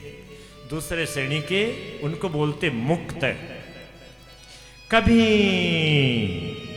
संसार में आते जाते रहे, नरकों में भी गए, स्वर्ग में भी गए, मनुष्य भी बने, लेकिन उन्हें क्या मिल गई? सत्संगत। सत्संगत संस्कृति कर अंता। सत्संग क्या है? जन्म मरण से छुड़ा देने वाली है, जन्म मरण का अंत कर देने वाली है। उन्हें सत्संग मिल गया। सत्संग मिल गया तो क्या हुआ? भगवान की तरफ खिंचाव हो गया। भगवान की तरफ खिंचाव हुआ तो गुरु ढूंढ लिए। गुरु मिल गया, गुरु की बात में विश्वास कर लिए। गुरु ने भगवान का नाम बताया, ध्यान बताया, पूजन बताया, वर्णन बताया, श्रवण बताया, जिसे कर करके जन्म मरण से मुक्त होकर के भगवान के यहाँ चले गए। तो दूसरी श्रेणी के जीव जो हैं उनका नाम है मुक्त, नित्य मुक्त हो गए। केवल, अब और भी ध्यान से सुनिए, केवल एक मुक्ति का नाम है कैवल्य मुक्ति। केवल जन्म मरण से छूट जाना, कैवल्य मुक्ति। आप जानते होंगे दो देशों के बीच में कुछ जमीन छूटी रहती है। जैसे टीवी में आप देखते हैं ना पाकिस्तान का बॉर्डर, तो जो तार की फेंसिंग लगी है एक नहीं होती, दो होती है। पाकिस्तान की यहाँ है तो भारतवर्ष के यहाँ बीच में कुछ जगह होती है, उसको बोलते नो मेन लैंड। किसी देश की वो जमीन नहीं है, न हमारी है न उनकी है, और उस जमीन पर किसी का अधिकार भी नहीं है। नियम तो यह है, हमारे देश में कोई अपराध करके यदि उस जमीन पर चला जाए तो हमें पकड़ने का अधिकार नहीं है। उनके देश में कोई अपराध करके उस जमीन पर जाए तो उन्हें भी पकड़ लेते हो, बात अलग की। लेकिन वो दो देशों में से किसी देश की नहीं है, ये दृष्टांत है। अब चलिए यहां आइए। असंख्य ब्रह्मांड हैं, छोटे बड़े असंख्य असंख्य, जिन ब्रह्मांडों की गिनती नहीं कर सकते। ये तो 14 लोकों वाला ब्रह्मांड है, 16, 32, 64, दुगने दुगने दुगने करते इतने ब्रह्मांड हैं कि जिनकी गिनती नहीं की जा सकती। ये सब क्या है? भगवान की लीला विभूति है। नष्ट होते रहते, प्रलय होता, सृष्टि होता, पालन होता, प्रलय हो, चलते रहते। ये है लीला विभूति, नाशवान। और इसके ऊपर बढ़िए, बहुत ऊपर जब चले जाएंगे तब भगवान का बैकुंठ लोक आ जाएगा, जिसे गोलोक धाम, साकेत धाम कहते, बैकुंठ लोक। वो है नित्य विभूति, वो सदा वैसे रहती, उसमें यहाँ परिवर्तन होता है। यहाँ कभी झोपड़ी रही होगी, कभी खेती होती रही होगी, कभी गाय बैल बनते रहे होंगे, कभी ईंट थापी जाती रही होगी, आज बिल्डिंग बनी है। फिर कभी आएगा परिवर्तन हो जाए, कभी पेड़ हो जाएंगे, कभी जंगल, ये परिवर्तनशील है। लेकिन जो बैकुंठ लोक है वो परिवर्तनशील नहीं है। ये दो चीजें हो गई ना, नित्य और ये लीला विभूति भगवान की। इसके बीच में क्या है? एक नदी है जिसका नाम है बिरजा नदी। नदी सुनने में तो आश्चर्य लगेगा। नीचे हो गई लीला विभूति, असंख्य ब्रह्मांड, ऊपर हो गया भगवान का बैकुंठ लोक। ये एक नदी है जो बिना आधार के, बिना बेस के ऐसे बह रही है। कोई आधार नहीं, टिकी नहीं है किसी पर, ऐसे ही। उसी वो है भगवान के बैकुंठ लोक की सीमा, जैसे पाकिस्तान की रेलिंग, फेंसिंग। और उसके नीचे कुछ जगह है जो न उधर की है न इधर की, बीच में। उसको कहते अकाल काल्य दिव्य देश, जहां काल का प्रभाव नहीं पड़ता। ये सब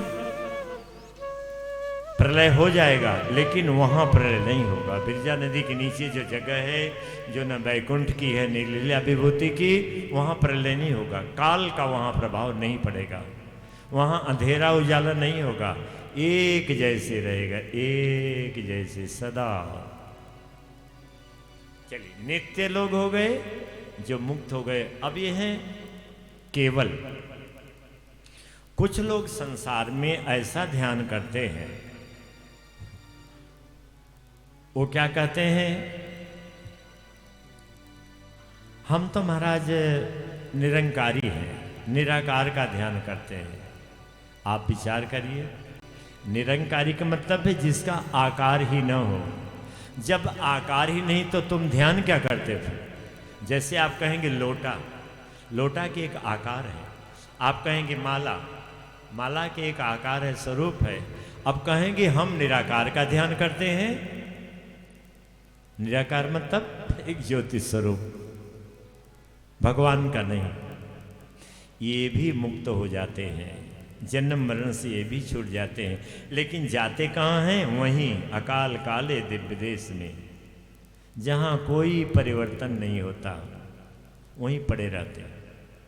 जीव का सौंदर्य क्या है, श्रृंगार क्या है?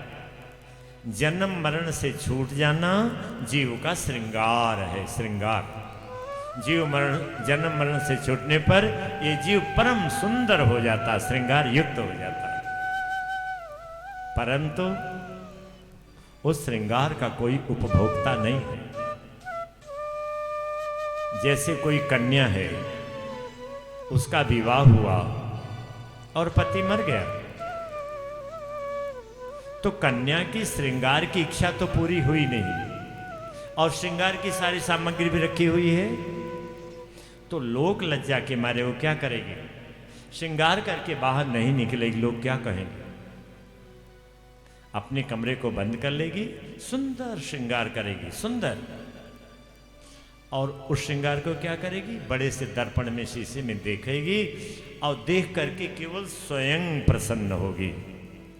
उसके श्रृंगार से कोई प्रसन्न होने वाला नहीं है, क्योंकि पति उस श्रृंगार को उपभोक्ता नहीं है। ठीक उसी तरह जीव का श्रृंगार क्या है? जन्म मरण से छूट जाना, श्रृंगार हो गया। अब श्रृंगार का लाभ तो तब हो जब यह श्रृंगार भगवान के काम में आवे, भगवान की सेवा में काम आवे। ये तो भगवान के पास गया ही नहीं, ये तो जन्म मरण से छूट करके उस अकाल काल दिव्य देश में जाकर के बैठ गया। वहीं पड़ा रहेगा, वहीं पड़ा रहेगा, सदा वहीं पड़ा रहेगा। क्यों? वहां प्रलय भी नहीं होना है, नई सृष्टि नहीं होना है। वहीं उसको कहते केवल, अर्थात जो केवल जन्म मरण से छूट गया पर भगवान को नहीं प्राप्त कर सकता। तीन प्रकार के जीव। चौथे जीव का नाम है बद्ध, पामर, बद्ध। इसको भी ध्यान से सुनिए। जो इस संसार में भगवान की कृपा को प्राप्त करके मनुष्य का देव दुर्लभ शरीर तो प्राप्त कर लिया, परंतु उन्हें पता ही नहीं है गुरु क्या है, सत्संग क्या है, राम नाम क्या है, मंदिर क्या है, तीर्थ क्या है, व्रत क्या है, धर्म क्या है, कर्तव्य क्या है। पशु जैसा जीवन बिता रहे हैं। आहार निद्रा भय मैथुनंच समान में तत्पशुभिर्नराणाम् धर्मो हि तेषाम् अधिको विशेषः धर्मेण हीना पशुभिः समाना। ध्यान दीजिए, नाम जपते जपते राजन। भोजन करना, नींद लेना, डरना, मैथुन करना, आहार निद्रा भय मैथुनम च, चार चीजें। भोजन करना, नींद लेना, डरना और मैथुन करना, ये चारों चीजें मनुष्य और पशु में एक समान है। चारों यही काम करते हैं। तो यदि मनुष्य भी केवल यही चार काम किया, आहार निद्रा भय मैथुन, तो मनुष्य और पशु में कोई अंतर नहीं है। वो तो पशु है। मनुष्य कौन है? धर्म से युक्त है, जो धर्म को जानता है, जो धर्म का आचरण करता है, वही मनुष्य है। जिसे धर्म कर्म से कोई मतलब ही नहीं है। मेरा क्या कर्तव्य है, मेरा क्या धर्म है, मुझे मानव शरीर किस लिए मिला है, जिसे इन बातों से मतलब नहीं है, वही है बद्ध। वो सदा अनादिकाल से जन्म मरण के चक्र में पड़ा रहा, नरकों में गया, सूकर कुकर कुत्ता बिल्ली भूत प्रेत घोड़ा गधा खटमल मच्छर बना। ये इसी में घूमता रहेगा, घूमता रहेगा, घूमता रहेगा। इसको कहते बद्ध, बंधा हुआ। अब पांचवा मुमुक्षु, मोक्ष की इच्छा वाला। पिछले जन्मों के कर्मों के अनुसार जिसे संस्कारी परिवार में जन्म मिला, जिसे बाल्यावस्था से आध्यात्म मार्ग पर चलने की प्रेरणा मिली, जो संसार में रहकर सद्गुरुदेव की शरण में गया, जो संसार में भगवान का सहारा लेकर संसार के सारे कर्म को कर रहा है, संसार के सारे कर्मों को करता हुआ जो जन्म मरण से छूटने का उपाय भी साथ साथ कर रहा है, उसको बोलते मुमुक्षु, मोक्ष की इच्छा वाला। एक समय ऐसा आ जाता है कि यही व्यक्ति जन्म मरण से सदा के लिए छूट करके और भगवान के लोक में चला जाता है। श्री बाल कृष्ण लाल की मीठी मीठी, श्री बाल कृष्ण लाल की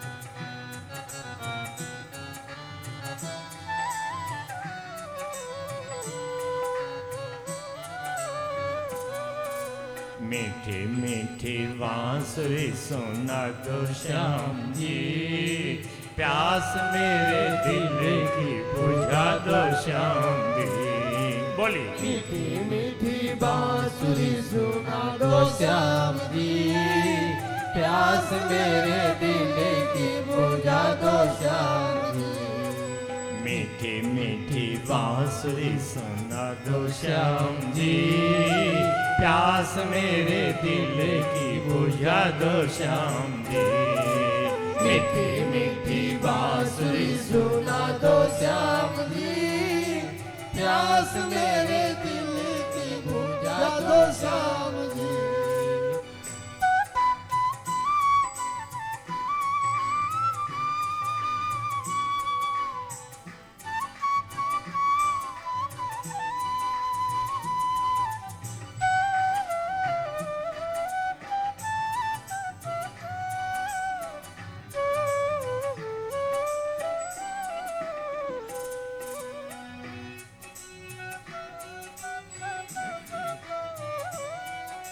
देख देख रास्ता में हो गई दीवानी, देख देख रास्ता में हो गई दीवानी। हे नाथ नारायण वासुदेव, हे नाथ नारायण वासुदेव।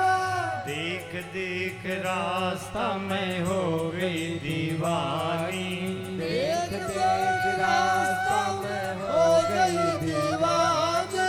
कर कर के याद बहे अखियों से पानी, कर कर के याद बहे अखियों से पानी।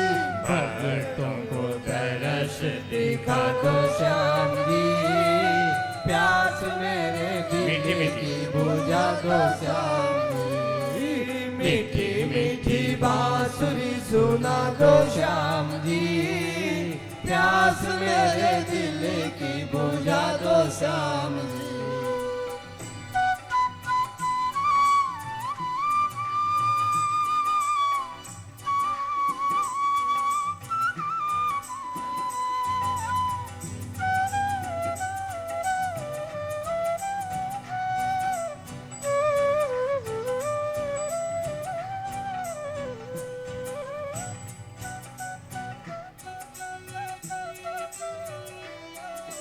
दर्श दिखा दो प्यास मन की बुझा दो, दर्श दिखा दो प्यास मन की बुझा दो। श्री कृष्ण गोविंद हरे मुरारे, श्री कृष्ण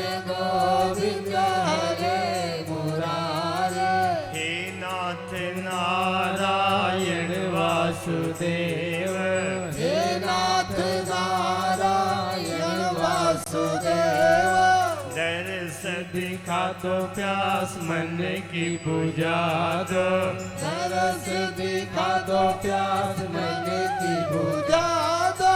क्यों नहीं आते श्याम इतना बता दो, क्यों नहीं आते श्याम इतना बता दो। भक्तों को दर्श दिखा दो श्याम जी, प्यास मेरे दिल की बुझा दो श्याम जी। मीठी मीठी बांसुरी सुना दो श्याम जी। प्यास मेरे दिल की बुझा दो श्याम जी।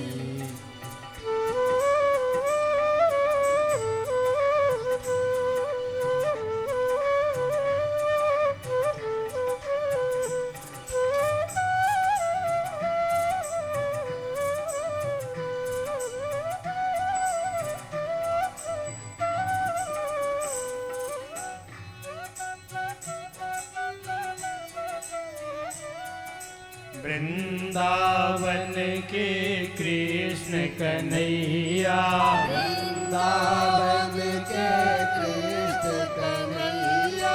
हे नाथ नारायण वासुदेव, हे नाथ नारायण वासुदेव। वृंदावन के कृष्ण कन्हैया, वृंदावन के कृष्ण कन्हैया।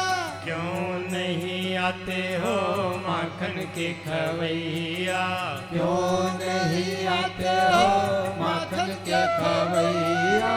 सांवला सा मुखड़ा दिखा दो श्याम जी, प्यास मेरे दिल की बुझा दो श्याम जी। मीठी मीठी बांसुरी सुना दो श्याम जी। प्यास मेरे दिल की बुझा दो श्याम जी। मीठी मीठी बांसुरी सुना दो श्याम जी। प्यास मेरे दिल की बुझा दो श्याम जी।